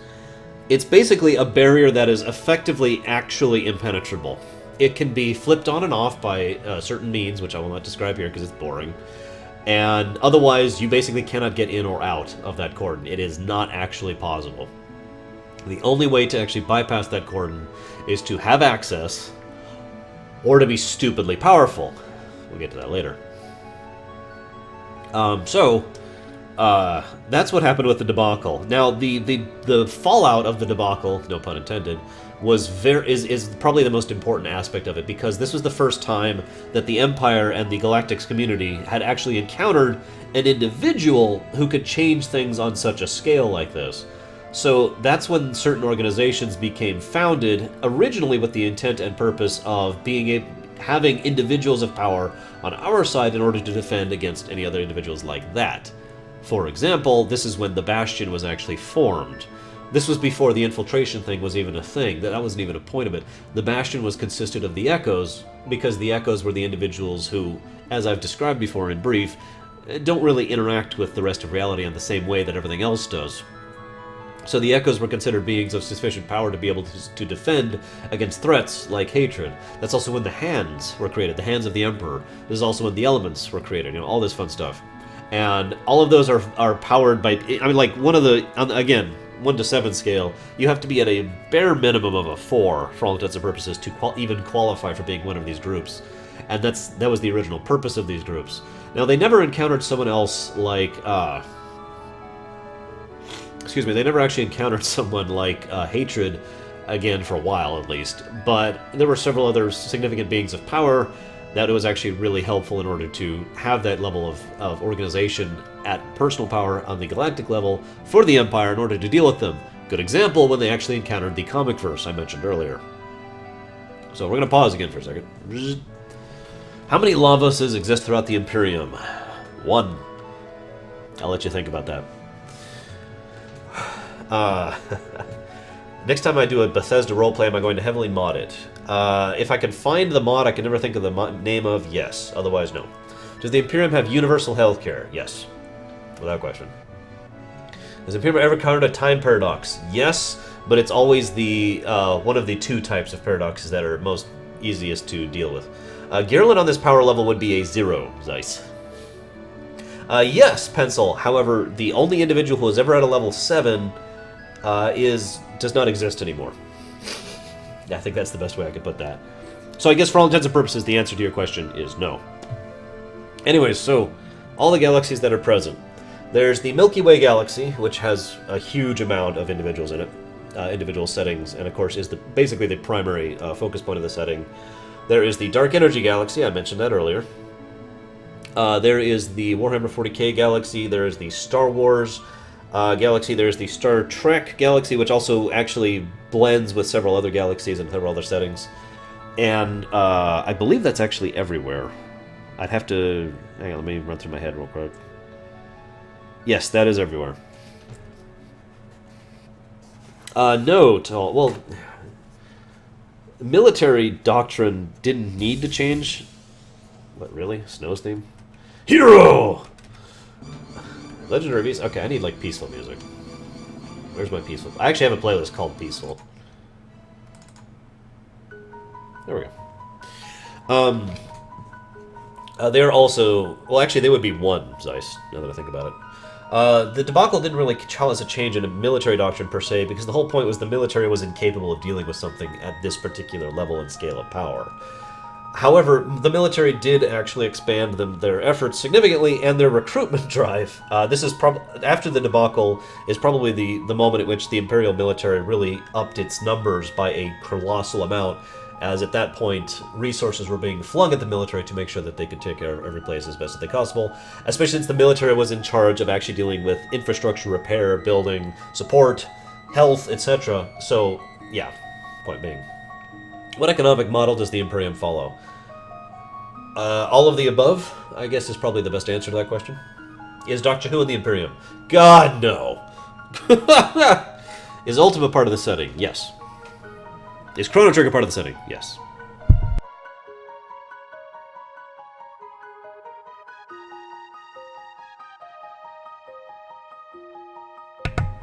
Back to the Future could work in the Imperium, but is not a part of it. No. Ugh. Especially given how loosey-goosey they are with the time rules. What did the Imperium lack in terms of resources? Well, they've been getting really low on souls lately, but the good news is they've been going back in time and using one of their agents to do videos on YouTube, and every time people watches them, they take their souls. So that problem has been dealt with. The Avatar is not really known in other areas because he tends to be very focused in his efforts, so... Galactus? I guess he'd be a 1, give or take. The Emperor is the Emperor. That actually is his name for all intents and purposes. One of the plot points, so to speak, is that nobody actually knows his name anymore. Is Half-Life part of the Imperium? Who's the Oh, you mean the Combine, don't you, Zeiss?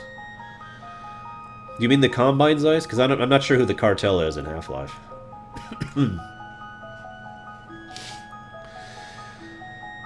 Okay, so, what else happened as a result of the debacle? One of the other things... Okay. One of the other things that happened with regards to the debacle... Yeah, exactly, Lexia. It depends on the area, Tall. You see, okay. An organization as vast as the Empire cannot actually use... It doesn't, Lilu. You didn't quite hear me, did you?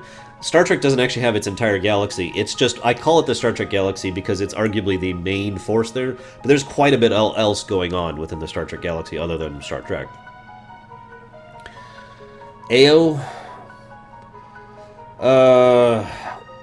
AO is actually about a 2 on the scale. AO's boss is actually the Emperor. Spoiler alert. He's a 4, as I mentioned earlier. Oh, the Combine. Okay, so Half-Life is a part of the Imperium. The Combine is actually... it's funny that you mentioned the Cartel, but the Combine is basically an area, a criminal organization, for all intents and purposes, that harvests resources and then uses them to not only expand their own operations, but to sell them, usually on the black market, to areas where they can get away with that.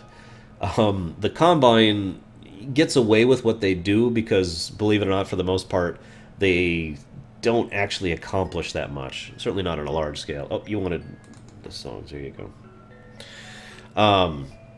Space Moolah. Yes, that's exactly what it's called. No, Space Bucks. We're going to call them Space Bucks. Please tell me someone gets that reference. What the Combine does is, like I said, they'll drain planetary resources on a relatively wide scale, but then those resources, it's actually really complicated. The idea here is that the Empire had 2 choices. They could either extinguish the Combine in its entirety, or work through the Combine in order to get it so that they're like, ha ha ha ha, we are secretly evil and selling all these things that the Empire doesn't know about, except all the people they're selling to have been funded by the Empire to purchase those things to make sure that those resources, which includes people, by the way, are being sent to places where they could do best good. So, actually, Fitzcott, that was a Spaceballs reference. Although I guess that was in Space Quest too, so shrug. Palpatine. Now, Palpatine's an interesting question, because Palpatine is still alive in the Imperium. That's all I'm going to say about that. No, I'm kidding. I'm going to keep talking. It is my belief, though, that Palpatine, upon being aware of the overall existence of such a multi-galactic civilization, would probably do exactly what he actually did with regards to a galactic civilization, because let's not mistake, even though Palpatine is really strong in the Force, his greatest strength has always been his incredible skill with manipulation and deception, and granting himself political power through such a means is something that he would be a lot better at than, say, trying to actually, you know, force his way in, that kind of thing. Is Spaceballs part of the Imperium? No. Is Call of Duty... I've actually never thought of that. I suppose it doesn't matter, is the answer, because it's so small scale that it would have no impact whether it was there or not. I'd have to think about that. Is Darth Vader alive? No. Darth Vader died... His character arc terminated correctly. His death was exactly where his character arc should have ended, and I would not mess with that thematically. It's simply too well done. I'm sorry. Vader is dead. Anakin's dead too. Bonus points to anyone who gets the point. Are any Mel Brooks part of the Imperium? Yes! Young Frankenstein. Oh, Vizette? Palpatine would probably be... I'd say he'd be at a 0 overall. Now, it's worth noting that on the overall scale of 0 to 7, 0 actually has its own scale, which is about 1 to 100, which is much more in-depth and obviously complex, which I usually don't actually bother to elaborate on because that would just devolve into a lot of weird stuff. Thank you, Baronessa. Oh god, it's Lavos! So for the most part, I don't actually define the 0 to 100. I mean... Vizette, I don't understand your question. Someone help me understand Vizette's question. Oh, that idiot! Oh, he'd be less than Palpatine, definitely. He, of course, that would also make him a 0. Is Metal Gear Solid Series in the Imperium? No. What are the Reapers on the power scale? Are we counting the entirety of the Reapers, or an individual Reaper? Because that's a different question. And it's also worth noting that, as I discussed in my Mass Effect lore run, significantly, I might add, the only real military, combative strength of the Reapers was their Mass Effect fields. Once those are penetrated, it was very easy to damage and destroy them. So, all you'd really need in order to combat that is the ability to either bypass or destroy that barrier, and then you'd be good. So... That being said, the Reapers would probably... If we're counting all the Reapers combined, they would probably be at a... that's really tough. I'm going to go ahead and just put them in the 0. High-end 0, but still 0. Because ultimately, they don't really have that much personal power. Most of their power comes from political, economic, technological... Or not excuse me. Political isn't one of... It is political. I'm just going to call it political. Political and technological power. They don't really have that much in terms of personal power, which is what the scale registers. So, very low. Yes, Kai Lang breaks the scouter. Exactly. They see Kai Lang and everyone just goes...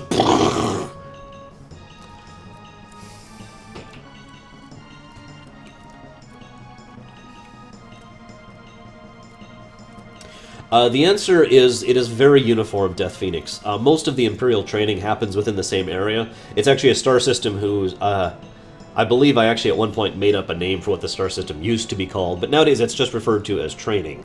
Literally the whole system is just a place where they take soldiers, navy men, medics, operators, the many people that actually make up a military force, and train them extensively for several years, I might add, before they're actually allowed to be in the military proper.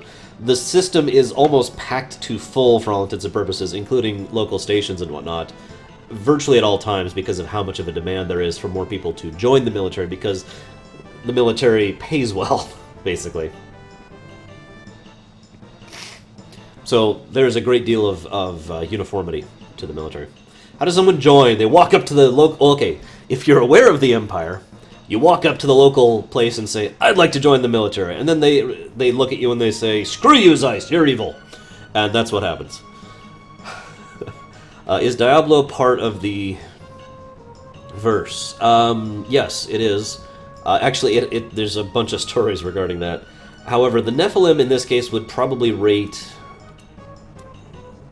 I've actually never thought about the Nephilim. Let me think about that for a moment. We'll put the Nephilim at a high 1. Not quite at the rank of 2, but definitely very high up there.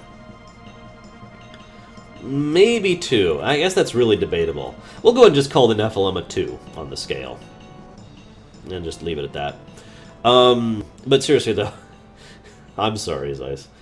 It's not actually hard to join the Imperial military. Well, okay, that's actually a lie. It is actually hard to join the Imperial military. What you have to do is you sign up, and then you go through a basic test. Well, okay, there's two things you can do. You can walk up and you say, I want to join the military. And they say, okay. And then they do a whole test where they define basically where you could go, what kind of posting position. Because, again, there's a lot of positions in a military. I don't think most people realize that. Yes, Vizet. There is no 10 Krenzler. It only goes up to a 7. Where was I? Right, so you can go up and you be like, hey! And they can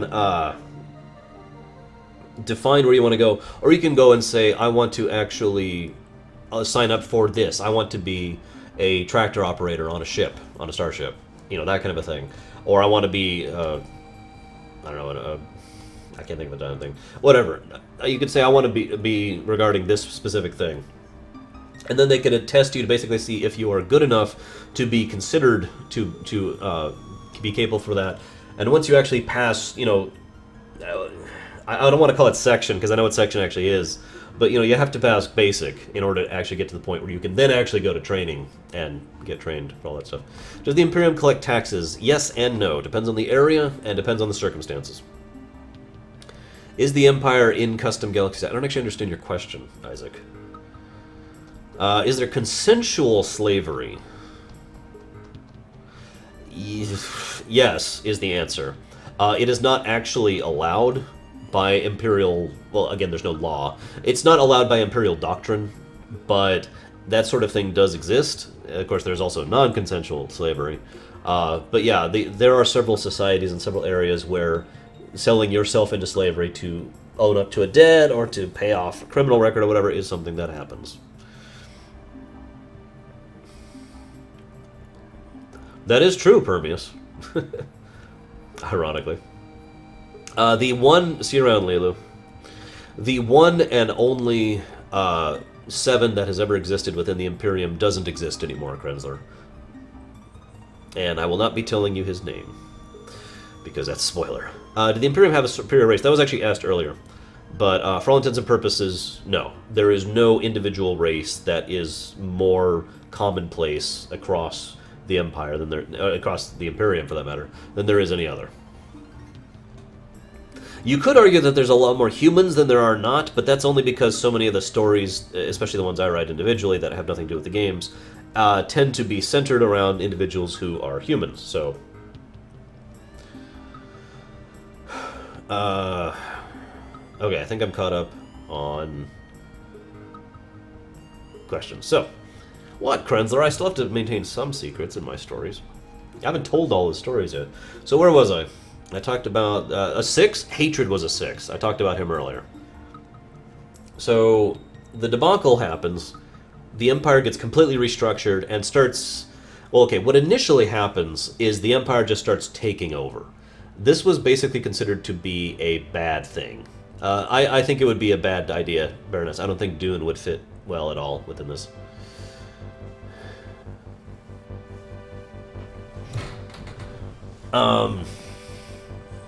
Yes, Isaac, it actually does. The origination galaxy in which the Empire primarily takes place in. So the answer is yes, then.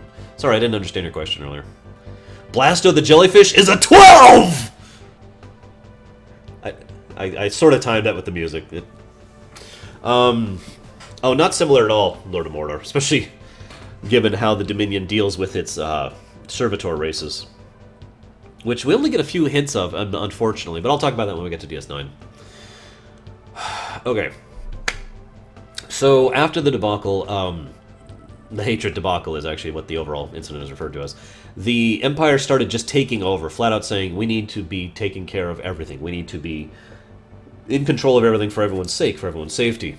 Now, the Emperor actually argued against this, but he was the supreme commander, not the one who dictates absolute policy. He's not actually of a position of dictatorship, if you understand what I mean. He has certainly has a great deal of power, being the supreme commander, but by this point in time, the advisory board existed, which is kind of exactly what it sounds like, and for all intents and purposes functions as a Senate or Congress of the Empire. And they were arguing that after the debacle, I mean, we call it that for a reason, they needed to have a stronger grip on things. As you might imagine, this didn't work out at all. This is where the thing I mentioned, the inspiration from Foundation really came in, because I have a whole storyline that effectively happens pretty much immediately following the debacle, where the Empire tries to openly say, okay, we're just going to take over, we're just going to take over. Sometimes they actually militarily conquer, sometimes they diplomatically conquer, sometimes they economically conquer, but either way, they were just expanding, expanding, expanding. And while it worked at first, because again, the Empire is, for all intents and purposes, a benevolent organization, as was mentioned before, people were just being rebellious or resistant because the very idea of having to owe loyalty and fealty to a greater organization is something that some people just do not actually like or care for. And after a while, the first few times a few organizations wanted to secede, it was allowed, because of course it was. Why wouldn't it? I mean, yeah, okay, of course you can secede. You know, we're going to pull back our military from defending you, but you'll secede. Okay, yes, we secede. The problem is, once that started, more and more and more people started seceding. So what ended up happening is they put into the plan what I like to call the long view, or the long game, if you prefer. The idea here was that they basically had to, over the course of years and years, in a very meticulously planned out organization, make it so that the Empire kind of ceased existing from the overall galactic community. That most people were not even aware that the Empire existed. They basically staged the Empire's collapse, is what happened. Now, obviously, that isn't what happened. What actually happened is the Empire withdrew. And this is when the Empire really started going back to the home system and really started pulling their own thing. And, you know, they're over here now. And this is when the very concept of infiltration started. The original infiltrators were all members of the Bastion. For those of you who are not aware, the Bastion consists of many thousands of members who are not Echoes, who are simply people who are lesser Echoes, nobodies, or otherwise normal individuals who are working with regards to infiltrating a society in order to help it, blah, blah, blah, blah. And so this is when the Bastion really started stretching out and started infiltrating these places to help them without them knowing that they were helping them. That's when that kind of became a thing. And the Empire started expanding its military might significantly behind the scenes, because what they needed was, and this is the funny thing, the Empire had the military might to basically win against any military power that existed that they knew of at the time, right? But that wasn't enough. They needed to be sufficiently advanced in order to appear that they were less advanced, but at the same time still be capable of being as powerful as they were on a military level. In other words, especially at a ship level, they needed to make ships that looked like they were equivalent of a local area's ships, which was much less advanced than what the Empire had as a whole, but were actually more advanced, and they had to keep that hidden. That was a huge effort and a huge economic and engineering hurdle that the Empire had to overcome. And once they finally did so, that's when Imperial military actually started having long-term posts, usually several years at a time, serving a tenure of, or not tenure, that's not the word I want, oh shoot, I can't remember the term all of a sudden. They use it in real life, you spend a blank at a location, whatever. Their time within an area, and they would pretend to be local citizens of whatever species, because changing appearance is the most ridiculously easy thing in the universe, and pretend to be a member of the local military so they could protect that area from any threats or take care of any instabilities within the region militarily, that kind of a thing. And this kind of became the method which the Empire grew on over the years. Now, I'm going to pause for a second to answer questions again. A tour, I think that is actually the term I was going for. Does the Empire have any Inquisition organization? Not like 40K. God, no. But I know what you mean. I know what you mean. You're asking if they have an internal affairs department. And the answer is yes, they actually have several. It is worth noting that the hands themselves, also the hands of the Emperor, also function as an internal affairs department. If you're paying attention, you remember that the hands are individuals who are of a power level 4 or higher. So in general, one of the things that started happening was the hands would show up in an area where they believed an individual or a group of people or whatever were being corrupt and being decadent. And obviously, you can't hide if you're a hand because you're just that strong and it's that obvious that you're there. And so it got to the point where even the mere presence of a hand helped to inspire individuals or not inspire, to inspire fear in individuals. So at first, everyone was like, aha! Clearly this is going to be working, but the Emperor actually put his foot down on that because the Emperor actually has direct control over the hands, and he said no. He doesn't want the hands to become a tool of fear, so then the hands had to stop becoming internal affairs agents and only be brought in for the really dangerous stuff. So several or other organizations were basically built for the sole purpose of being in internal affairs in order to supplant the hands' purpose, usually made of individuals. Are there major factions in the Imperium? Material that want to push through. The answer is sort of Taitu. The thing is, I speak of the Imperial military a lot, but the military is actually divided into two, arguably three factions, really, when it comes down to it. There's the Imperial military, which is effectively the Navy. There's the Imperial military, which is effectively the Army, and then there's the Imperial military, which is effectively the infrastructure. Anything you would consider social services in modern times, medical care, construction, engineering, firefighting, police, all that sort of thing is that third division of the Empire's military. So those three factions do have their own things, their own leaders, their own heads, and their own goals and distinctions. And in addition to that, there are other groups of individuals within the Empire, such as the Advisory Board, and such as the excuse me, such as the Eternal Circle, which is called that because it's okay. What it actually is it's this building that they originally built, and everyone I freely admit I stole this from Star Wars, but I like the idea. There's the Moffs there. Any given Moff is an individual who's in charge of a system, right? That's it. System control. So all the Moffs were in this building. And it was a big circle. As you might imagine, as the Empire expanded, this circle became like this. So eventually they ended up doing this thing where it's like this ringed circle like this. There's a lot of people in that room, is what I'm trying to say. Hence the Eternal Circle. But there's a lot of politics that go on in there because obviously a Moff's job, by definition, is to take care of their system. And ergo, that Moff is interested in things that are going to be benefited for their people, and what they consider to be their denizens, that kind of a thing, as opposed to... And as I've said before, you don't have to be evil to be in contention with someone. It is very likely that I want something that you don't want, and you want something that I don't want, and both of us don't want it because we hate each other, or because we're evil, or because we're selfish. It's just, this is what I want, that's what you want, and these are incompatible. So this kind of a thing starts to become a problem right about the time the Swarm War happens. I'll get to that later, because we're not there yet. Did I miss any questions here? How does food work? Actually, it's funny you asked that, Tal. Any place that is openly a part of the Imperium has access to matter alteration. It's effectively a form of replication, but it's especially the next step after replication from Star Trek. So for all intents and purposes, resources within the actual obvious parts of the Empire is something that isn't really considered, because all they actually need for resources is matter. They just need mass, and that's quite easy to come by. So food isn't really what you'd call a problem for the places that are openly part of the Empire. For everywhere else, basically you name it, and it's there, to some extent or another. Okay, where was I? Alright, so I was talking about the period after the rise of the so-called Golden Era. After the Empire... No, Magica Modica is definitely, without question, absolutely not in the Empire. Or the Imperium, excuse me.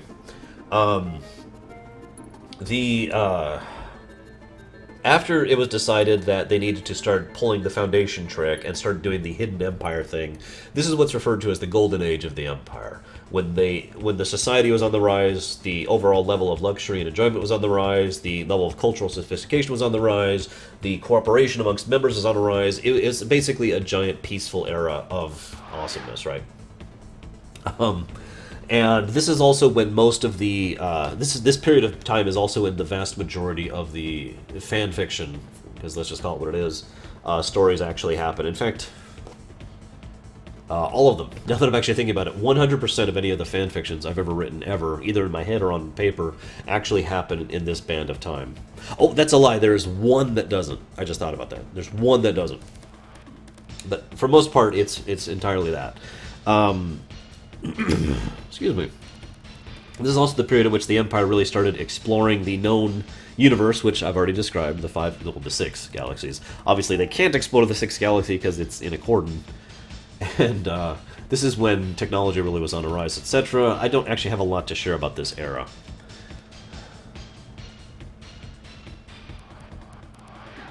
Yeah, I can see that, Krenzer. That's actually a good way to explain it. Empire OCS. I'm sorry, Maraid. Wait, is that a good thing? Architectural style, as you might imagine from a multicultural, multi-ethnic, multi-species organization, is all over the place. However, I have actually done several things in my head as to how certain areas look and design of certain areas. For example, there's Homestar. Or I'm saying that kind of wrong. There's Home is the name of it. It's a star. It's actually an artificial star. The internal core of the star is actually basically one ridiculously huge space station, which then powers the star outside of it, which keeps the system going, both in terms of gravity and in terms of energy. Weird, Isaac. I don't remember the name of that damn add-on. I wish I did. It was a damn good add-on. It was an acronym. That's like all I remember. I tried looking for it the other day. Whatever. What? No, we're not listening to that song. Let's go back to Chrono Trigger.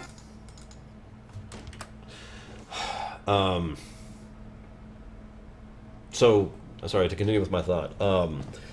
Within Home and within most of the areas around the home, most of the planets on the home system and the stations of the home system, they're very big on crystals. They're very big on pyramidal, sharp, angular design. Lots of acute angles, actually, is I guess how I want to say that. That kind of a thing. Very, very unique style of architecture, which I can see in my head and I have no idea how to explain out loud. Very spiky. No, that's not a good way to put it. Whatever. Very crystalline. I'll get to your question in just a second, Chatter. Actually, yes, Taitu. The Empire is advanced enough to do something about that in two different ways. One is technologically, which is they have the ability to basically, let's go ahead and call it re-empower the very fundamental aspects of the universe, which would be very time-consuming in the millennia range and very costly in the stupid amounts of energy range, but they do have the ability to do with it. However, they have another plan with regards to that as well, which effectively is... it's really hard to explain, but suffice it to say that they intend to cheat the process of galactic decay, or universal decay, I should say. Has a species ever become extinct within the Imperium? Yes, the dodo bird. And how did they deal with the Borg? That's actually kind of a long story. In fact, I have a whole story to do with that. I'll give you a hint. It happens instead of Voyager. in that area. But suffice it to say... What is this mod? No, this isn't it. God dang, I'm never going to find this mod. Suffice it to say that the Borg reached a level of assimilation and advancement where they stopped being a problem. Or, to put it another way, the Borg won. Magic doesn't actually exist in the Imperium in the strictest sense of the word. Any usage of magic is just a usage of fifth dimensional energy as described earlier in the video, as I was mentioning much earlier on. However, as I already mentioned, the people who have access to the fifth dimension, regardless of how it manifests, is always equivalent to roughly 5% of all known life across the universe. So...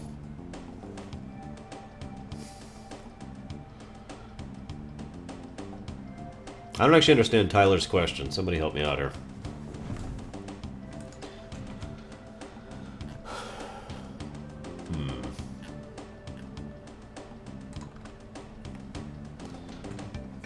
Oh God, Javin, what are you linking me? Truntor. No. Homestar Runner does not exist. Sigh.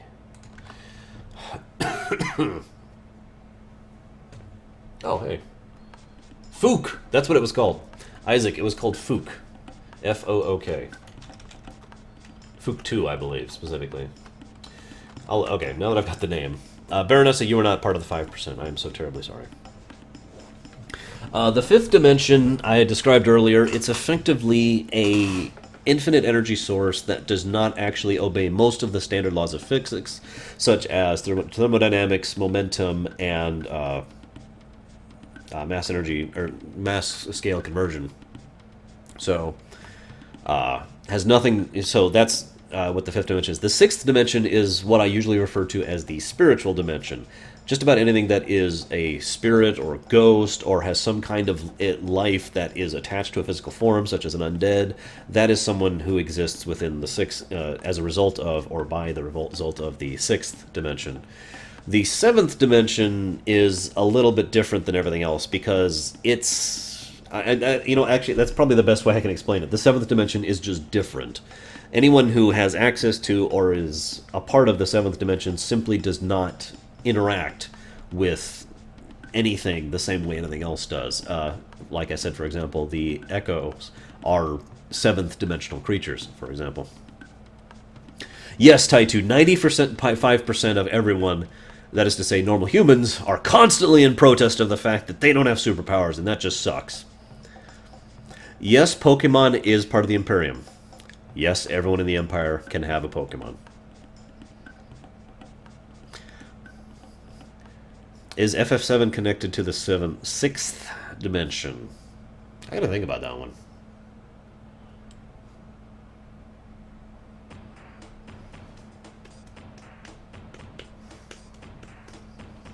No, it is not. The Imperium is a franchise, Kresler. I just haven't franchised it yet. So, okay, where the hell was I in the overall storyline? Digimon is not, no. Digimon is not.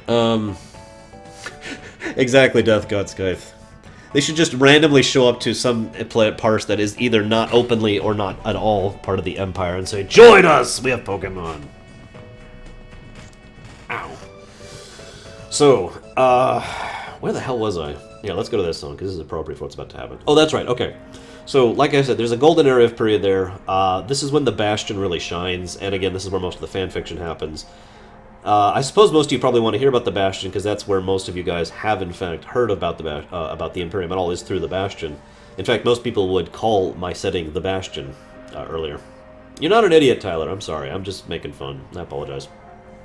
I would love to actually franchise this someday and actually do stories about it, but that would require time and money in the infinite variables, so is unlikely to happen. Moving along. So, where the hell was I? Right. The Bastion let's go ahead and talk about the Bastion here, because I get, like I said, tons of questions about that. The Bastion is tiered with regards to structure. The individual who's actually in charge of the Bastion is an individual known as Zagmus. Now, he is actually a shard. I'm sorry, Taitu. Metabots is also not in. I'm so sorry. Because it was destroyed! Zagmus is in charge of the Bastion. He is the strongest individual in the Bastion. He rates at a 5 on the overall power scale. But most of his power is direct and blunt. He actually has only a relative control over it.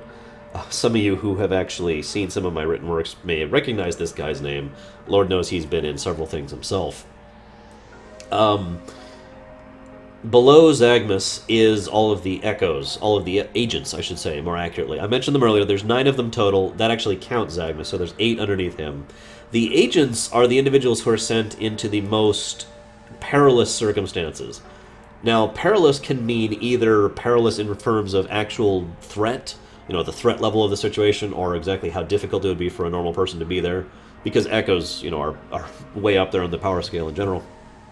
But more often, what it means is a perilous situation is somewhere where they need someone who has the ability to interact with the society at a different level than other people do, because the situation is so precarious. They have such a the delicate circumstance with regards to their society or with regards to their culture that excuse me, that they have to you know, work very carefully and very precisely in order to try and not make things worse, in addition to actually making them better. And yes, that is correct, Chatter. Yeah, that is true for all of them, actually. So that's the upper level. Now, below them, there are the individuals who are in a hurry. There we go. I'm trying to think of what I actually called them, and I can't remember off the top of my head. But those are below them are individuals who are usually referred to as the nobodies. These people are actually nowhere near, they're not 7th dimensional. They still have access to 5th dimensional energies. Usually these people are sent into settings where it's not completely on the verge of total societal collapse, and they can therefore do some good with regards to that. Usually also, they don't send just one of these individuals. What the hell did I call them? I can't remember what I called them, but, you know, lower guys. I spared him, Lava. Um, excuse me. So these lesser agents, whose names I can't freaking think of still, usually almost never go to a setting by themselves. They can actually go into an area and, you know, multiple people will be sent in and they'll work through that and with that. The difference here, this is the significant difference though. A Echo will go in and, as I've described many times before, actually be born, raised, grow, learn through a setting, through the setting. And the lesser agents will not. They will just appear one day, usually with some kind of backstory or whatever. And as a result, they can usually only do that with certain types of settings.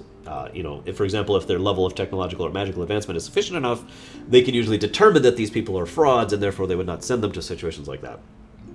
Instead, you know, they would send them in and try to work through them, try to get into positions of power. Usually these people have long-term assignments in the years, but nowhere near as long as the actual agents do, which, if you're paying attention, most agents are assigned to an area for in the range of decades, because they have to live their entire life there.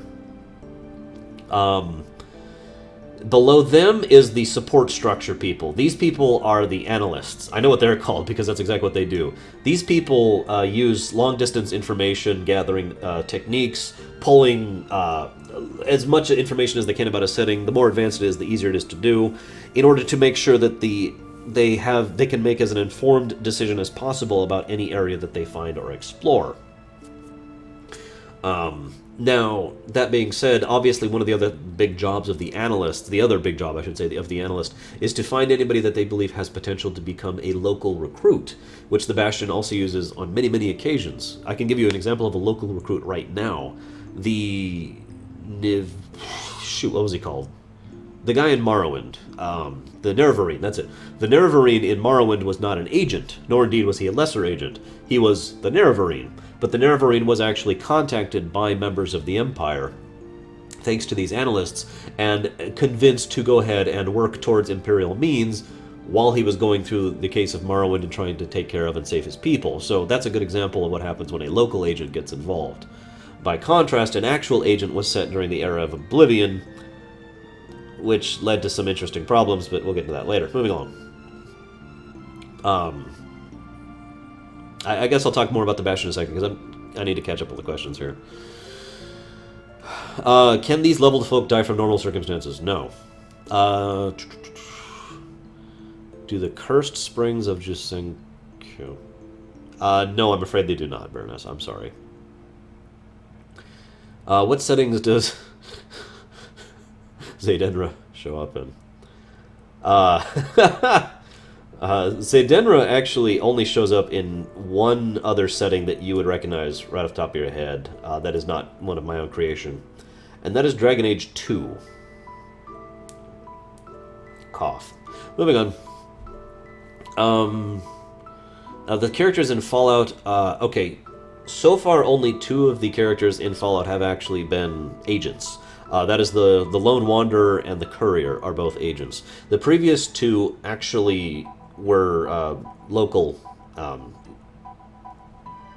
I just used this phrase. God, I'm really out of it. Local people, local help that the analyst had contacted. Is Kingdom Hearts connected? Of course it is. Absolutely. Well, no. The Champion of Kvatch was an agent. Chatterbox. The Dragonborn, we'll get to that later, because that's a little more complicated. Yeah, I know, Javan. Poor Zaydenra. See, Lava Dude, what you have to understand is Darkspawn are people, just like you and me. All they want to do is munch on your brains. Wait, anyways. Hey, Shadow.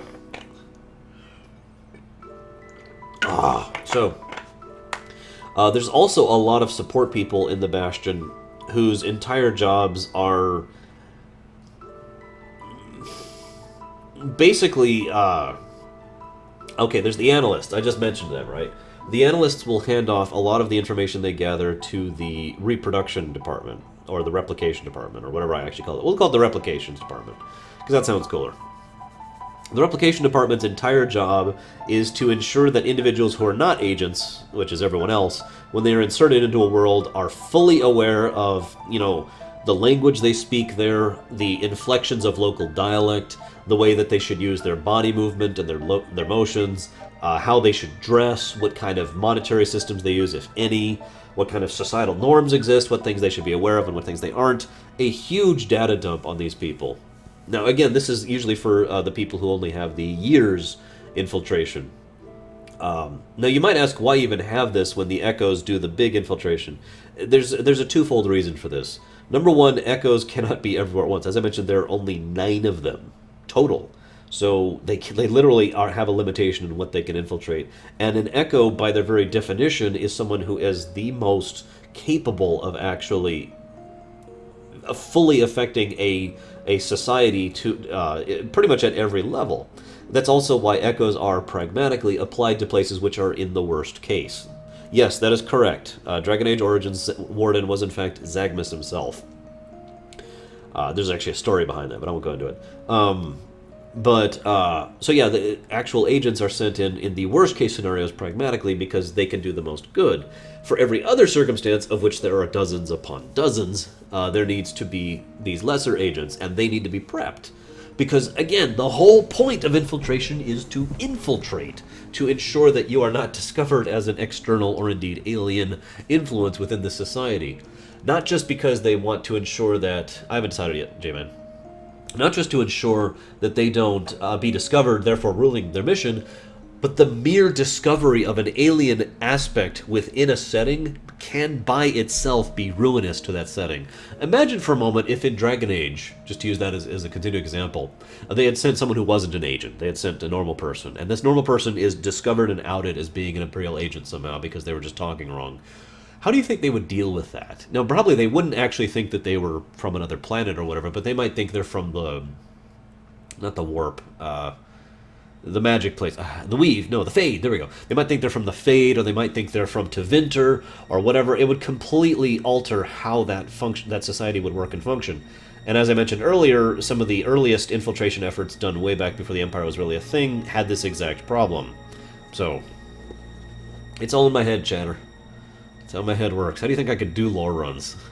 I also have a really good memory for some things. And a really bad memory for names, which is funny when you think about it. How much of a presence do supernatural elements have within the Imperium? A totally normal presence. There are vampires. There are actually many, many different types of vampires and werewolves and ghosts and zombies. It all varies extensively. However, for the most part, those things don't have really a presence within the Empire. They just exist within the Imperium, if you understand the difference.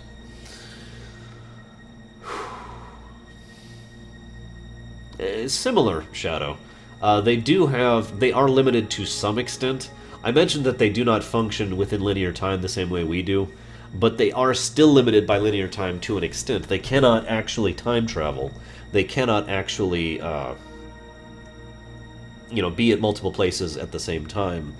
However, they do still have the ability to perceive past and future with limitations. And they also have the ability to, as I described during the Mass Effect run, effectively load state.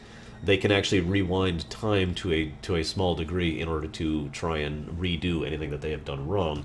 That's another reason, by the way, why Echoes, that is to say agents, are specifically the people who are assigned into the really trouble situations, because if they screw something up, they have the ability to fix it, whereas a lesser agent doesn't.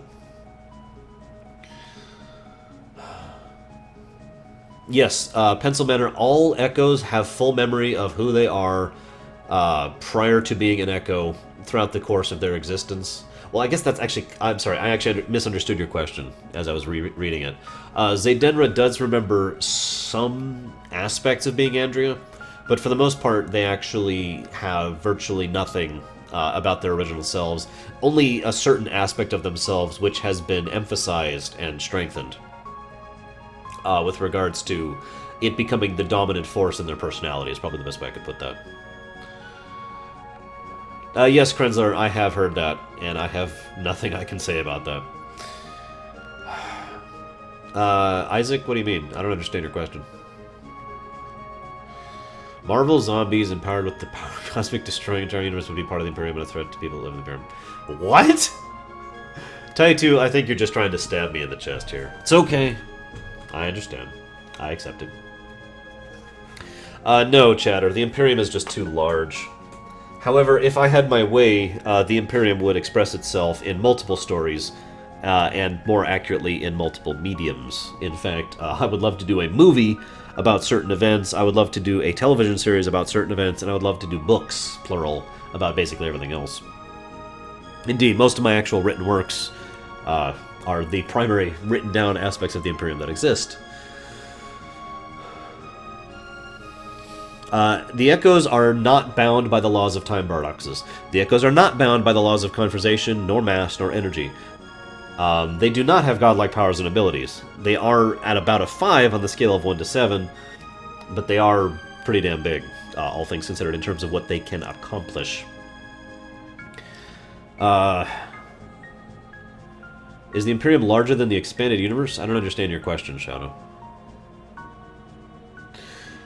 So, where was I? Oh, let me give you an example of the time alteration thing that can happen, because this is a good one. The original agent who was sent to Dragon Age was actually an individual called Lorerunner. Now, Lorerunner was sent there, and she was a human noble, if it matters. After going through the setting, she sacrificed herself so that she could get out of it quickly. Well, that's not actually what happened. She sacrificed herself at the end, but even prior to that point in time, she had determined that this setting was something that she did not feel was within her capacity to salvage. She felt like the Ferelden area, this Dragon Age setting, was simply too broken at a fundamental level for her to actually do any good for it.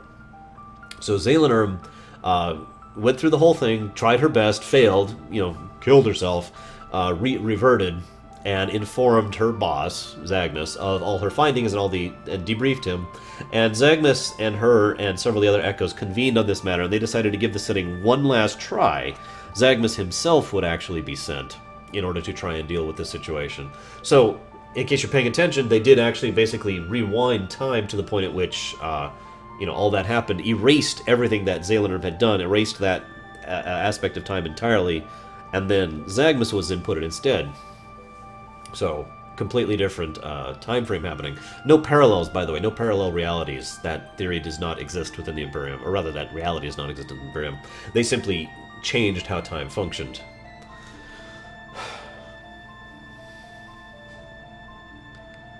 No. Oh, I get you, Taitu. I actually forgot about that story. No, is the answer. Absolutely not. Definitely.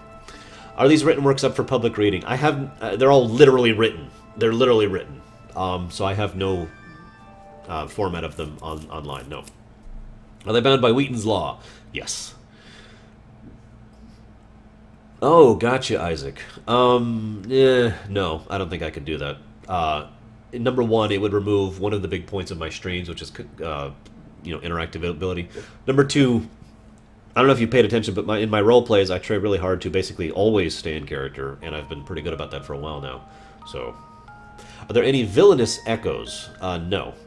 Are there any antagonists or big bads in the setting? Yes, there are several. I actually mentioned one earlier. His name was Hatred. There are others that I haven't gotten to yet because, we haven't gotten there yet. Are Solid Snake or Big Boss connected? No, Metal Gear Solid is not a part of the Imperium.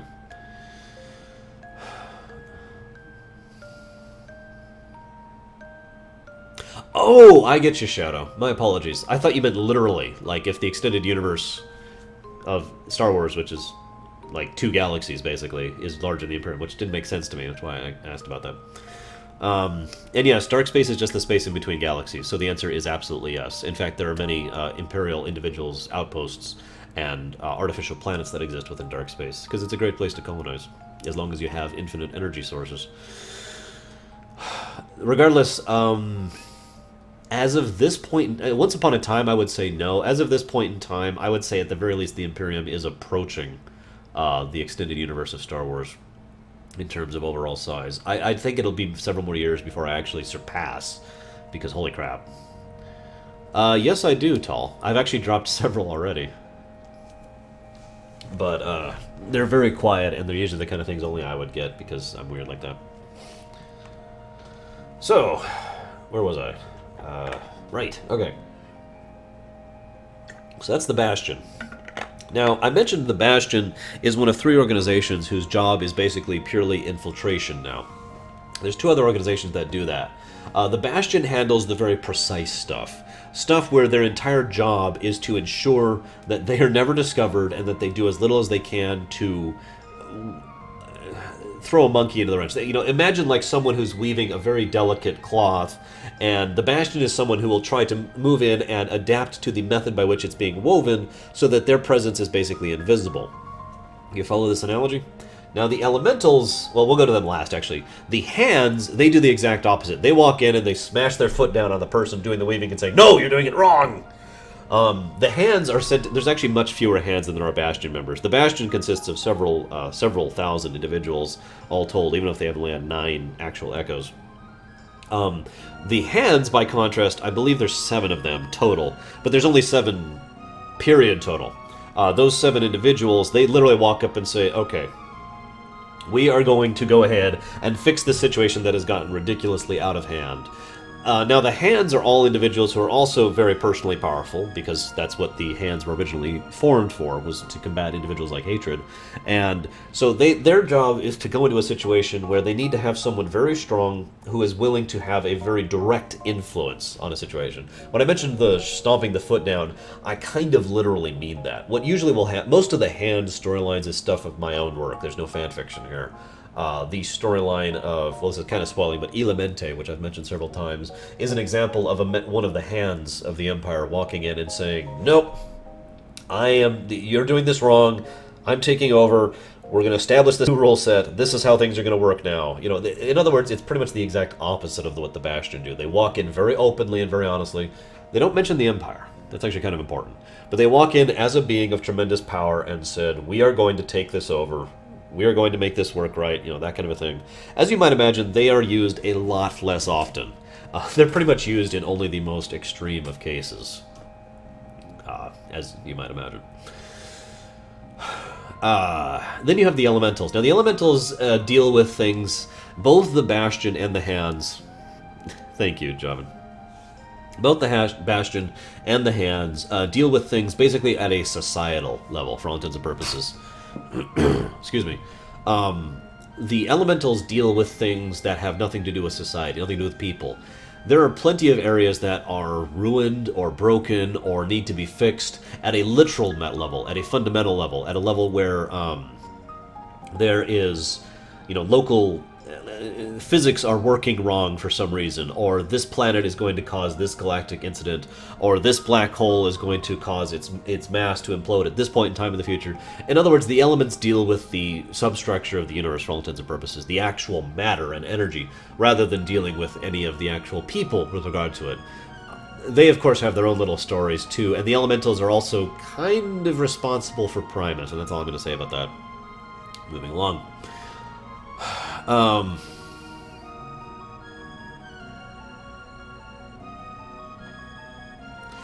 Phased out Chatterbox. The idea here is to try and remove something from existence as mercifully as possible. There are many methods to do so. It kind of depends on the size and scope of the setting, but the idea is basically to, for all intents and purposes, delete them. They basically will not send the Imperial military for a situation like that, because that just involves shooting people and places until they explode. We're talking assigning someone of tremendous personal power who will go there, who will literally try to, for lack of a better way to put this, X-death an area out of existence. That happens extremely rarely. In fact, off the top of my head, I can only think of 3 times that's ever happened. But yeah, that's pretty much the final level. If the Bastion has failed, if the Hands have failed, if this place is deemed to be completely unsalvable and has to be removed for the sake of everyone else, and then it gets deleted. And that's basically what happens. Phased out, as I put it.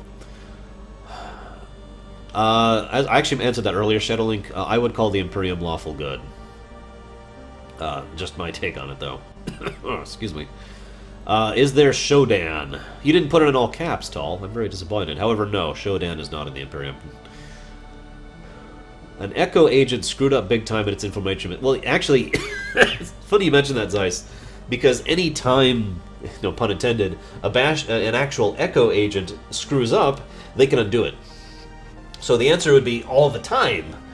but they constantly are capable of reverting their mistakes in order to make things better. So it's actually one of the fundamental differences between agents and non-agents, or lesser agents. The agents, the Echo members, are chosen because they have the power to revert things.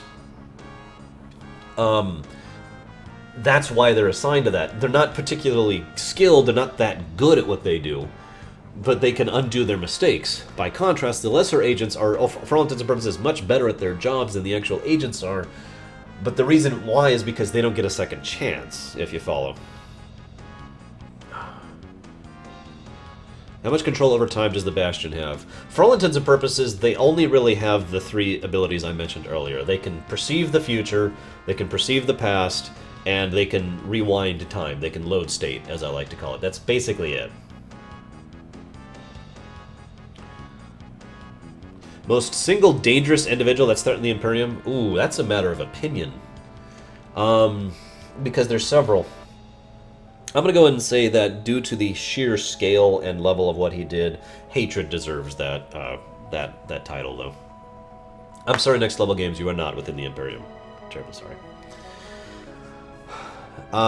Magic is just another term for utilizing the 5th dimension in a specific manner. So yes, magic does exist, as I mentioned earlier.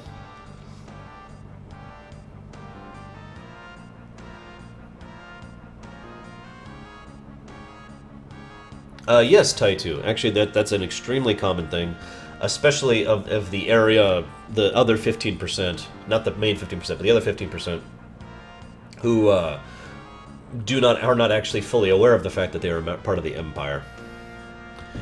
Yes, that is correct, Cheddarbox. Of course, obviously my story was on Earth, back when this all started.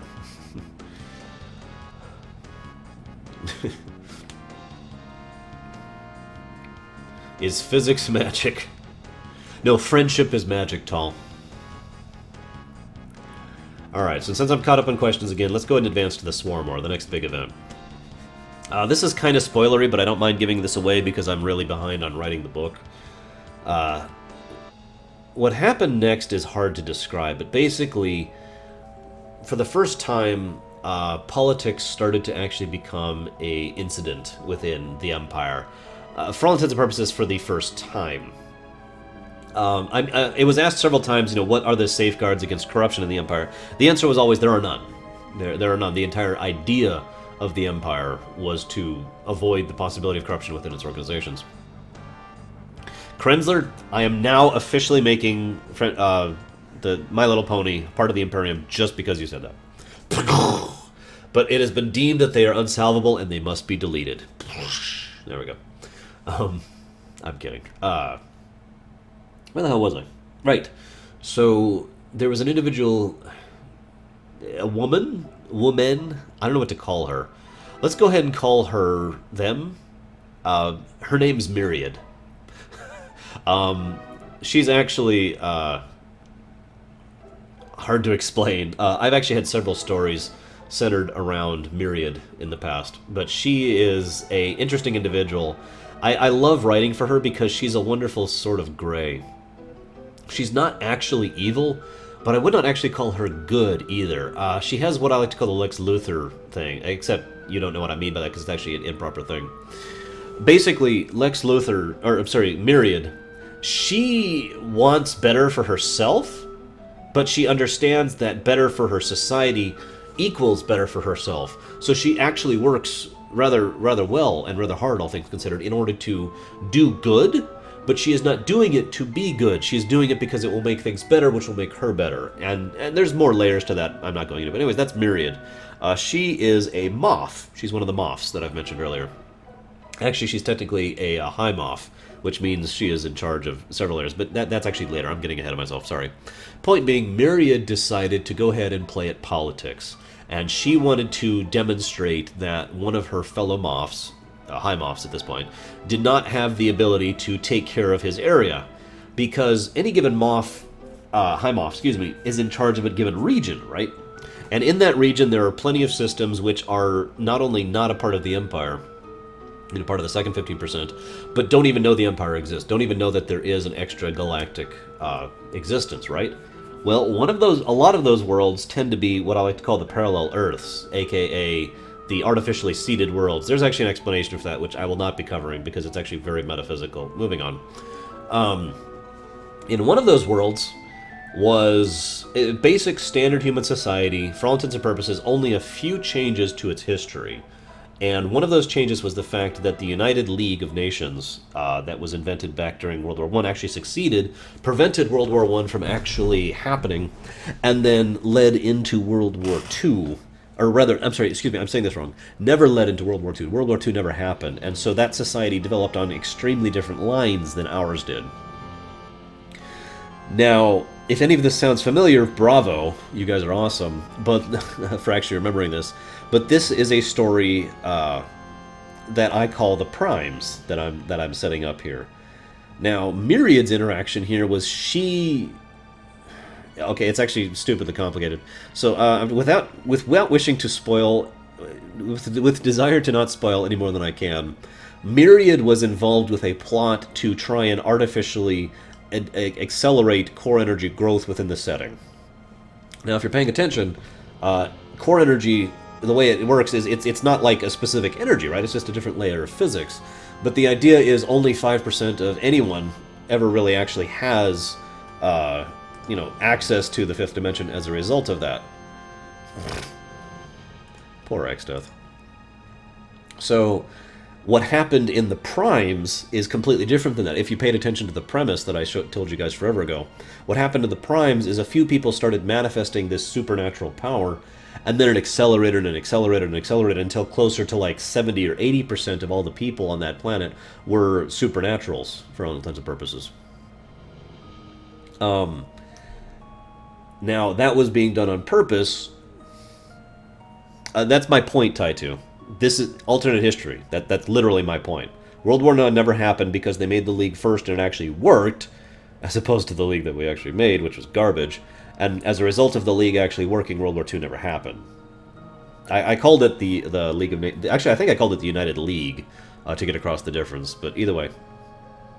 So, within the Primes, something was going really wrong. Because the idea here, what Myriad's plot was she wanted to show that the other individual, whose name I don't even remember because it doesn't matter that much, was doing a bad job of managing his system, so she could make a political ploy for taking over that area for their better good, obviously, which would increase her standing, blah, blah, blah. She was playing at politics, in other words. What ended up not really working about this is a rogue energy source was put into the Prime storyline, which nobody had any idea how to deal with. In fact, the Imperial agents, I'm saying the wrong word, Imperial individuals, scientists, workers, theologists, etc., or not scanners, etc., who were trying to figure out what the hell was going on, could not actually identify this energy. It was something that was unknown to the Empire, which is not something that happened very often at this point in history. That energy, if you're paying attention... Well, okay, can anyone guess what it is? Or at least generically, I'll just go and ask that. Does Mr. House count as a Lex Luthor type character? Debatable. It depends. The Imperium is a militarized government organization that has a massive amount of infrastructure. Wait, the Empire, excuse me. I gotta use my right terms, because there's the Empire, and then there's the Imperium. The Imperium refers to the whole setting. The Empire refers to the organization. The Crayola event. Is that what we're calling it now? Oh. Okay, I'm going to guess no one can guess what happened, because I haven't talked that much about the Primes storyline. The rogue energy nobody could identify. I'm not sure, Isaac. We'll see how my health holds up. The rogue energy that they could not identify was the energy of the Primes. You remember the first that I talked about and how he showed up? And then the second, who shows up shortly thereafter. Those guys had an energy within them and about them that the Empire had no idea what it was. That's basically the storyline of the Primes in a nutshell. It's why it's called the Primes, because it has to do entirely with that. Now, the... No, because FF5 already happened, and the Void is just an expression of the Nexus, which is separate. I'm going to go ahead and skip most of the spoilers about the Primes. The net resultant here is that Myriad herself was being manipulated by someone who was being manipulated by hatred. Hatred had actually enacted a very unusual plan to try and convince someone else in order to inject a little bit of their type of energy, because hatred consisted of a different type of energy than everyone and everything else, not counting his fellows, into this setting so that it would manifest and re-express itself so that he could get free from the Husk Galaxy, which of course would be bad. Now that's not what happens, obviously, but see you around, Isaac. But what did actually end up happening was, this is when the Empire became aware of the fact that there were more beings like hatred. This is when the term for those beings, no, it is not, Chatterbox. This is the term when the term for those beings came to be. That term being the aspects. I actually mentioned this earlier. The aspects are hard to explain, actually. But I'll give you a hint. The first one's name is hatred, and the second one's name is madness. Now, madness is probably the actual strongest thing in the setting after the individual who is not around anymore. Even though he's still technically a 6 on the power scale, madness, well, let's just say that he does not actually view reality the same that everyone else does, and so the insane can affect to an insane degree, as I like to say it. Or in other words, he can do more because he doesn't actually adhere to reason. There's a reason he is called Madness, after all. Now, Madness has actually been doing a lot of things throughout the setting up to this point. I have been glossing over those, of course. But his biggest contribution to the setting was an incident called, as I already mentioned this, the Swarm War. The Swarm War is really hard to explain without spending an hour talking about it. I don't want it to spend forever talking about it. So suffice it to say, for 13 days, everywhere across known space was all attacked simultaneously. You may think about that as much as you wish, but that's pretty much why it is called the Swarm War. For 13 days, everywhere was under attack. It was bad. A lot of things got wrecked. A lot of societies got removed forever and never actually recovered from that part. So, yeah. What is this, chatter? Oh, yeah, sure. Now, one of the decisions that I had to make with regards to the Swarm War, and I thought about this for forever, was how many settings would be actually completely eradicated by the Swarm War. Because there was no doubt that some places had to be destroyed. It has to happen for there to be some impact for the event. But as I've said many times, if you're going to kill off someone, you have to have it make sense. You have to have it be significant. You can't undo it. You know, you have to really be careful about killing off a character. And the same goes true for a setting. Well, I sat down and thought long and hard, and came up with 8 settings that I ended up destroying throughout the course of this thing. I'm trying to think if you'd recognize any of these. Let's go ahead and mention one of them. Nah, let's not. I'll let you guys just ponder that. Suffice it to say, several places were eradicated. Several entire settings were completely eradicated by the Swarm War. Now, the Swarm War stopped rather suddenly, just as suddenly it started, as usual. No, it is not, Chatterbox, nor will it ever be. No, Braid, civilization is too small for the Imperium. But yeah, for those 13 days, everywhere was just kind of in total chaos. Kind of ended up bad. At the end of it, well, let's just say that 2 of the members of the Bastion were gone. For all intents and purposes, dead. One of those is Zagnus, I mentioned him earlier. The other one was Lorerunner. So now they actually only have 7 members of the Echoes of the Bastion.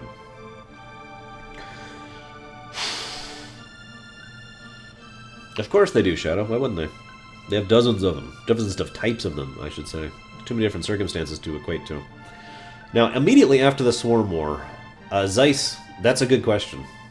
Immediately after the Swarm War, pretty much everywhere, regardless of whether or not they were part of the Empire or not, were desperately trying to recover because of how severe and how brutal and how extensive the attacking was.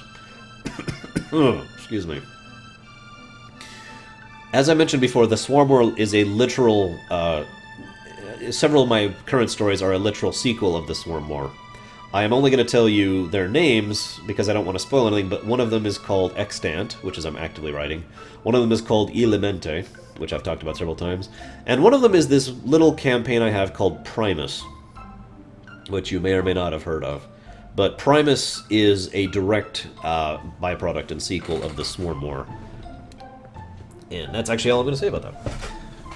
Now, not very long after the Swarm War, we get into the territory that I haven't written out in individual level. On average, tall, I usually hit the 300-page range, although that's on computer. I guess actually I could pull out my actual written books, but I have no idea how long those are. Yes, yes, and yes, Chatterbox, respectively. I haven't actually written out most of the individual stories that happen after this point in time. Extant kind of directly leads into the next event that happens on a major galactic scale, in which case they discover the third aspect. This aspect's name is Pain. Yeah. Immediately after Pain is silenced, we have a period that's known as the Fall. And I'm getting very generic right now because I really don't want to spoil too much, because most of the stories I'm writing happened before this period. But immediately after the Fall, we hit a period of time where everything is just going to hell, and it's revealed that there is another aspect. This aspect has actually been active since the very beginning. He has been actively trying to manipulate things from behind the scenes for the last, 5 or so millennia. And his name is Decay. And he is what actually finally brings the Empire down. And then there's one last story I have to tell after that, which leads into the second chapter of the Imperium, which I will not be sharing at all, because I'm keeping very tight about that. So, that is the Imperium in a summarized nutshell. Pain, the concept of pain, similar to the concept of hatred, the concept of Bandus, and the concept of decay. Thrall has no role in the Imperium. He has a role on Azeroth. He's busy there doing his job. He's got his own things to worry about. Although, yes, as I mentioned before, Azeroth is in fact about, as a part of the Imperium.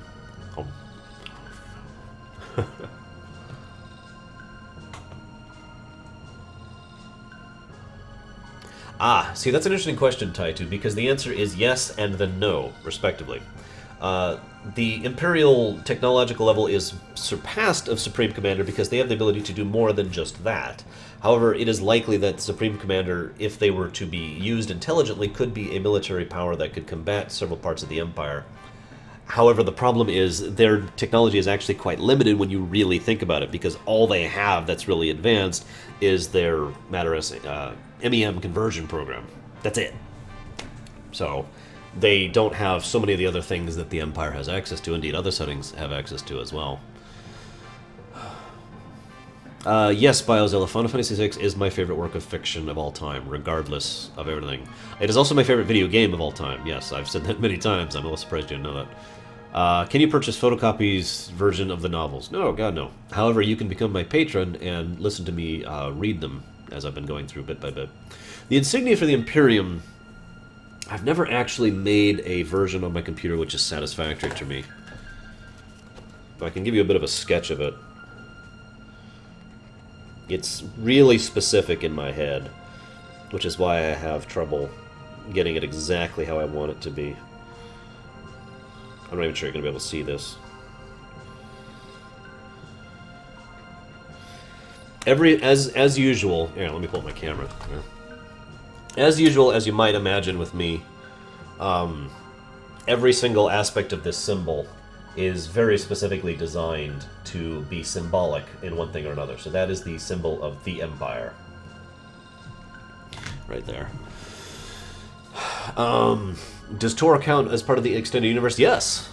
In fact, actually, fun fact, as we discussed earlier with regards to them abandoning continuity, It's getting better, Tall. I still feel like crap.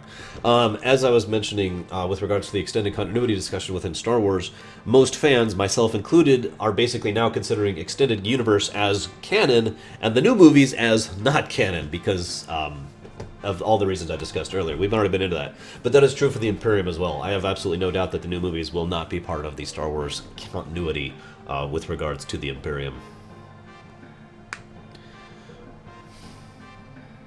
No, Krenzler. I mean, I know it's not really, well, sketched there.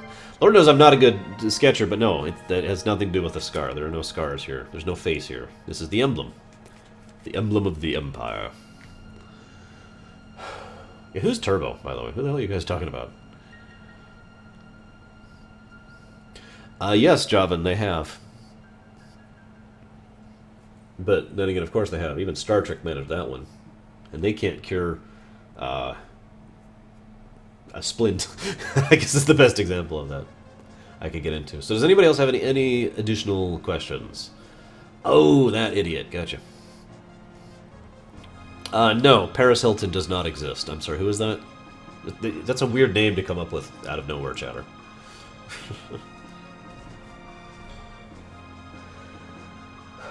One person asked earlier if there is a single musical theme for the Empire, and there is in my head. I mentioned that earlier.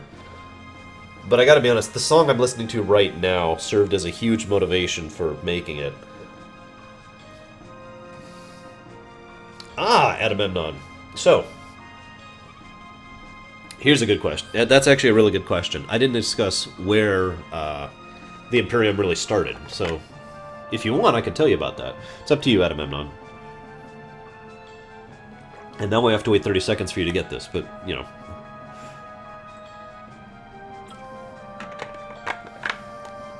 I should take some pills, actually. That's a good point.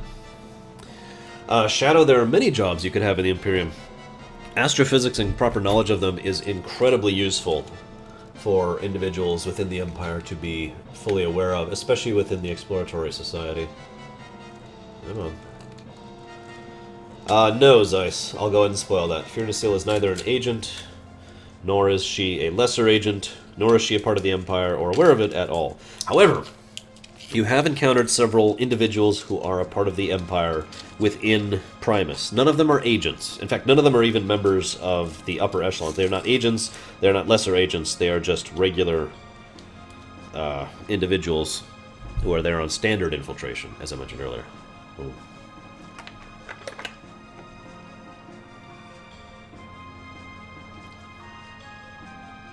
Why Georgia, Raid?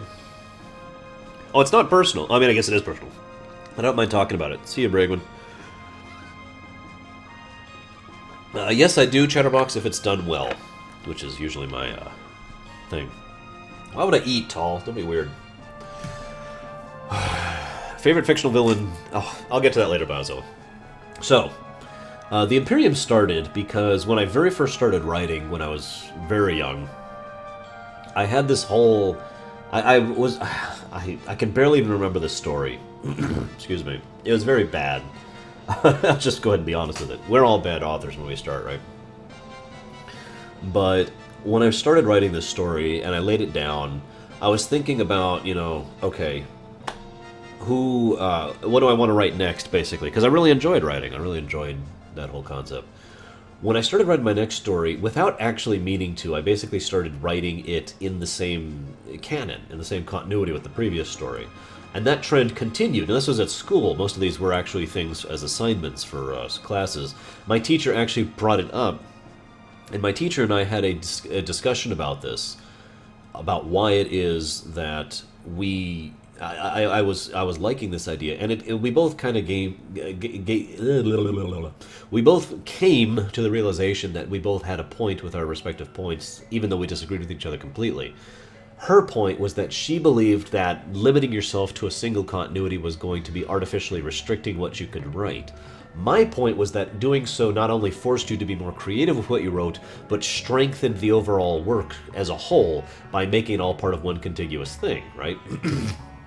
Ergo, that just kind of became a thing. That discussion with that woman, I can remember her face but not her name, basically jump-started my writing career, for instance, and jump-started the Imperium because I just kind of kept writing. Now, I wrote several of my own stories before I finally delved into fan fiction, and I always have to defend myself when it comes to fan fiction, because fan fiction is maligned for many reasons, both good and valid, as well as less than good and invalid. But the point being, those excuse me. I started writing fan fiction about Mega Man 2, specifically, which should give you an idea of exactly when this happened. And it kind of branched out from there, and I started working out on some more fan fiction works. I started really stretching to try and write for several different settings, but I always made an effort to try and tie them together. And when I was... even back then... I made the distinct decision that anything I would write would be part of the same continuity. That became challenging when it came to fan fiction, but I could always make it work to some extent or another. And so when I started actually writing for myself, actually really getting into writing and really started going into, writing my own works and actual novels and novellas and stuff like that, I had already had a bit of an establishment in what would eventually become the Imperium. So I wrote my very first story ever, which was actually the story of the incident that happens way back over here. And that incident is what kicks off the Imperium and led to a short story about the Arisal, and led to a short story about, the debacle, and it just kind of expanded and grew from there. And that's basically how the Imperium functions like that, why it started. Because I've never actually changed my mind at that point. I still think that having contiguous continuity, having that connecting points between storylines strengthens them overall, and even though it is limiting from a writing perspective, it nevertheless forces you not only to be more creative with it, but to actually really put your heart and effort into it. You can't just write that casually. You have to keep in mind everything that previously exists when writing the new story, at least to some extent or another. And it would have been, and it was awesome. If you ever read some of my fics, you read them in just various fanfiction sites. Or, actually, I guess that's not true, because I did put a few of my actual stories up there. But this was years and years ago, like in the 90s, so possible. So that's how the Imperium basically started, why everything got started the way it did, and why, even to this day, I still have that rule. If I'm writing a story, it has to be in the Imperium. It has to be connected to some extent or another. No, Bio. I'm insulted that you would even insinuate that. I kill you now! There we go. So now let's answer this. Actually, I think there was a question earlier here. Let's see, where was that? Or maybe there wasn't. Oh, it was that one right there. I see it. It's from Shadow. What is the selection process for becoming an agent? I mentioned earlier that every echo that exists is an agent. So the first and most stringent requirement for becoming an agent is being an echo.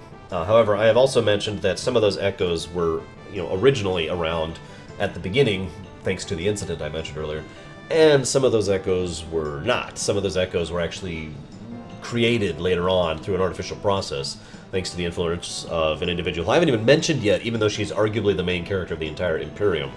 Her name is Merlinay, for reference. No to all of the above, chatter. Because I don't know them all enough. Not story-wise. Basically, if you are an echo, you are someone who is basically given a choice. Well, okay, it's more complicated than that. All of the previously existed echoes, the original echoes, joined together and... Quick, someone kill Lava Dude for me! Joined together to form the Bastion with Zagmus at their head, right?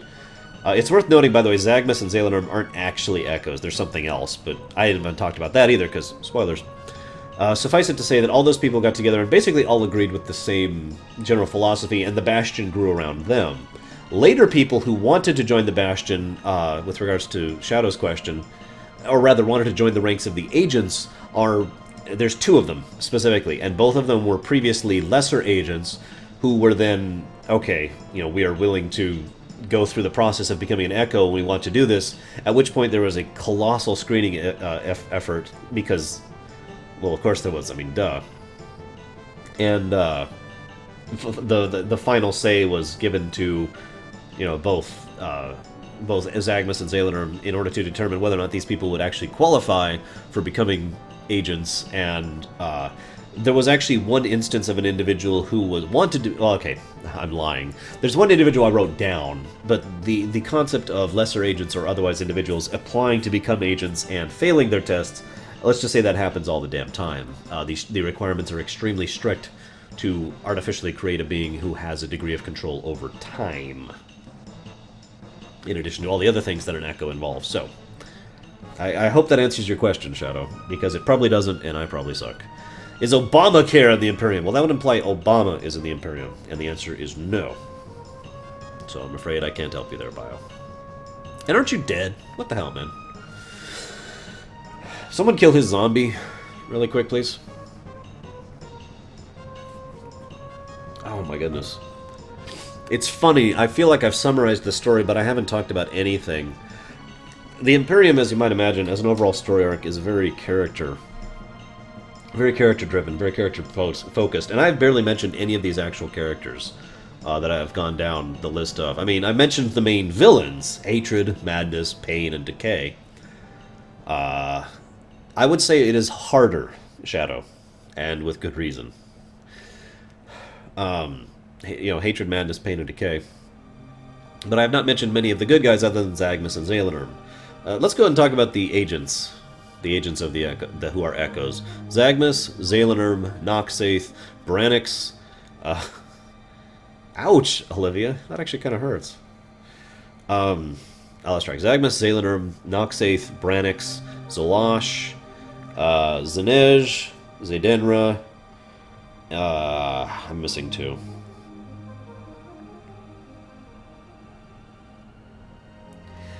Yeah, Zanastma, even though she's not actually an Echo. And, what the hell am I missing? It doesn't matter that much. Lava never dies. I'm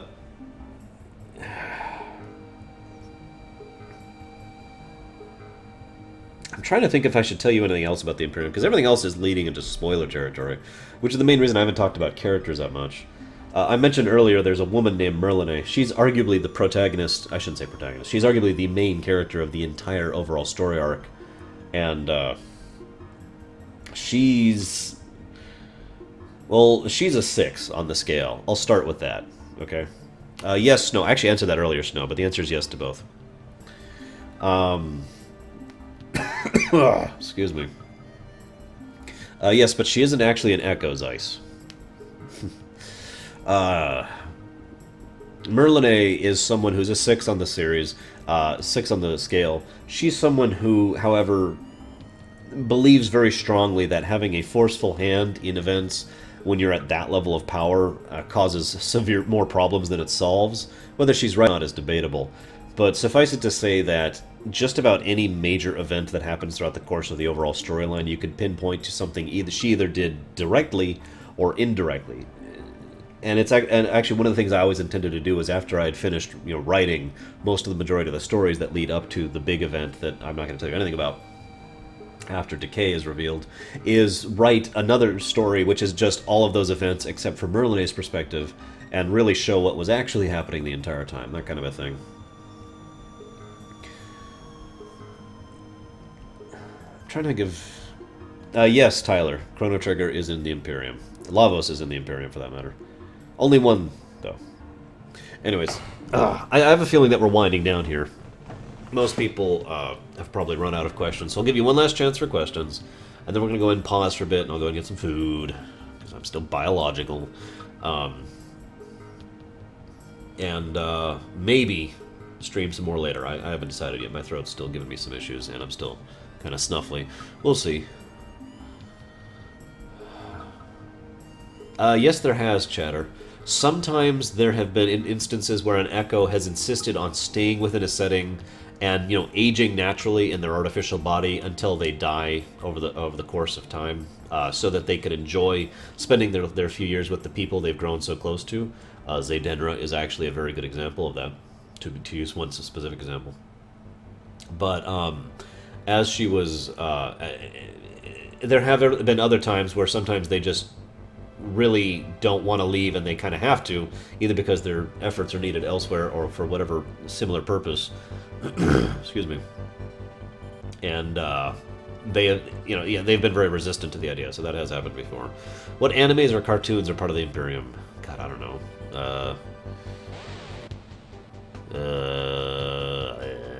DuckTales. No. Would you be willing to turn your nickname into a nobody name? No, I'm sorry, Krunzer. I cannot do that for you. Is Lady Airfall an Imperial agent? Who's Lady Airfall? The answer is no, though. Biozilla, of course not. See, the thing is, Square Enix is beyond salvation at this point in time. What they have to do is completely be destroyed and then conquered, and then we will use the ashes in order to create a better new future. And by we, of course, I mean me. The goal of the Imperium... Well, okay, I assume you mean the goal of the Empire, rather than the Imperium. The goal of the Empire is to... there's like several. The goals of the Empire are to help other sentient life to reach a level of equilibrium with regards to personal rights, freedom, luxuries, comfort, survival, etc., as in accordance with all the other sentient life around them. Their second goal is to promote the expansion of ideas and philosophies and culture across the galaxies. Their third goal is to ensure that at all points in time these people are protected from threats they lack the ability to defend themselves against. It's one of the reasons they were a military organization to begin with, as you were paying attention. There are many goals the Empire has. It's so I'm going to just leave it at that. The Chuckles the Clown is dead. I actually killed him myself. Ripped his head off. Smash Brothers actually does fit in, J-Man, believe it or not. I kind of talked about that while I was doing my lore run of the Subspace Emissary. Baronessa, I'm afraid you are not. Terribly sorry. Unless you died years and years ago, which is possible. Ash Ketchum is in the Imperium, as is all of Pokemon. Yes, that is correct. Do you think Mass Effect can be salvaged or brought back to its former glory? Of course I do. Anything can. Anything can be brought back from a damaged franchise. And anything that is a succeeding franchise can also be damaged. It always depends on whatever comes out next. So yeah, I have absolutely no doubt that Mass Effect 4 could be amazing. I also have no doubt that it could be terrible. So, of course it's fallible, Shadow. If you were paying attention earlier, I kind of described a period in which it was during which I called the fall. So, yeah, take what you want from that. Although, theoretically speaking, if... Okay, I don't want to spoil that. Let's just say that if circumstances were different, it is very probable that the Empire would have actually established a genuine utopian state across the galaxies, rather than the eventually failing one that it did. The Metroid series is definitely in the Imperium. Although it's a little more contained than you might think for something that has galactic travel. Well, interstellar travel, I should say. And let's just say that there's an interesting story about Phazon with regards to that. Hey, Sonic. You missed my entire stream again. I was just about to stop as soon as people were done asking questions. Mega Man's in the Imperium. I actually can't think of anything else by Camp. Oh, Breath of Fire's in the Imperium, so that's 2 Capcom things. Most of the Mario verse, primarily based on the Mario RPG series, is in the Imperium. Pokemon's in the Imperium. That's not really Nintendo. Star Fox is in. F-Zero is not in. It's not like it can't be. It's just I don't see a lot of reason for it to be. I could literally just slide it in, but it wouldn't actually change anything. Bio, I actually am not really that satisfied with the ending of Mother 3, which I will say nothing about because I have no desire to spoil it for anybody who hasn't seen it.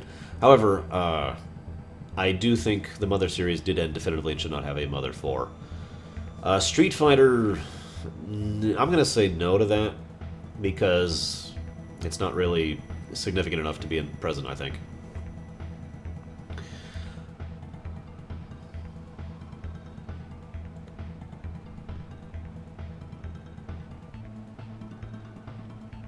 Hang on, I'm trying to understand Shadow's question. Resident Evil and Silent Hill are not in the Imperium.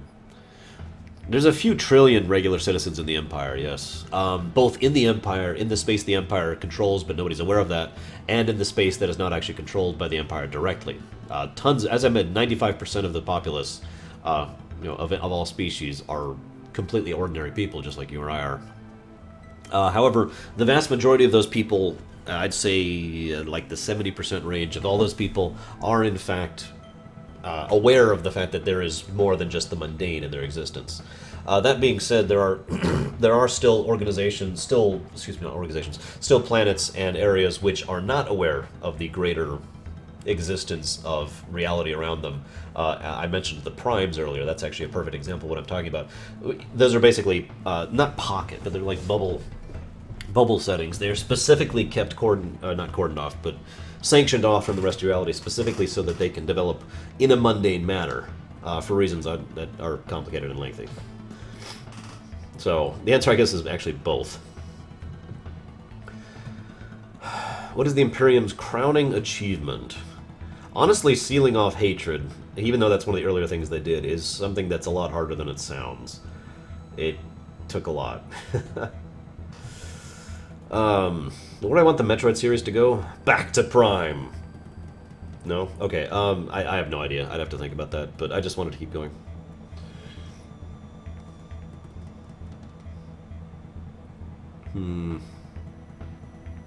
Macross is actually not a part of the Empire, and for reasons that should be obvious.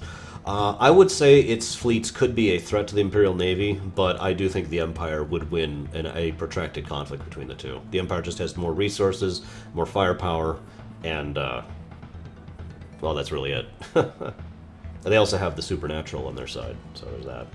Oh, hang on a second. Got something in my eye. Literally. There we go. The Rat Slayer? Why would I want the Rat Slayer? I don't want to kill rats, I want to eat them.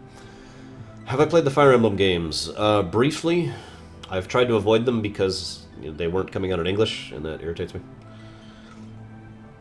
And, I think I'm caught up on questions. Kind of bio. It's more like Subspace is the Smash Brothers version of... Well, I'm trying to think of a reference that you would actually get. It's something that you, it's kind of a connection point. Okay, so let's reread Shadow's question here. I would choose number one without question, Shadow.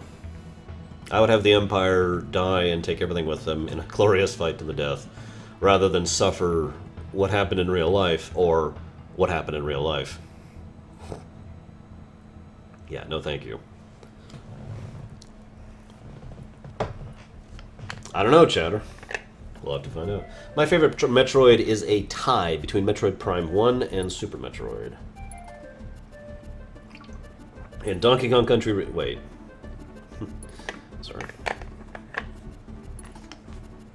actually going to stop the local recording, and we'll go ahead and upload this to YouTube at some point. Whenever YouTube decides to be kind. Lord knows it hasn't been lately, so there's that.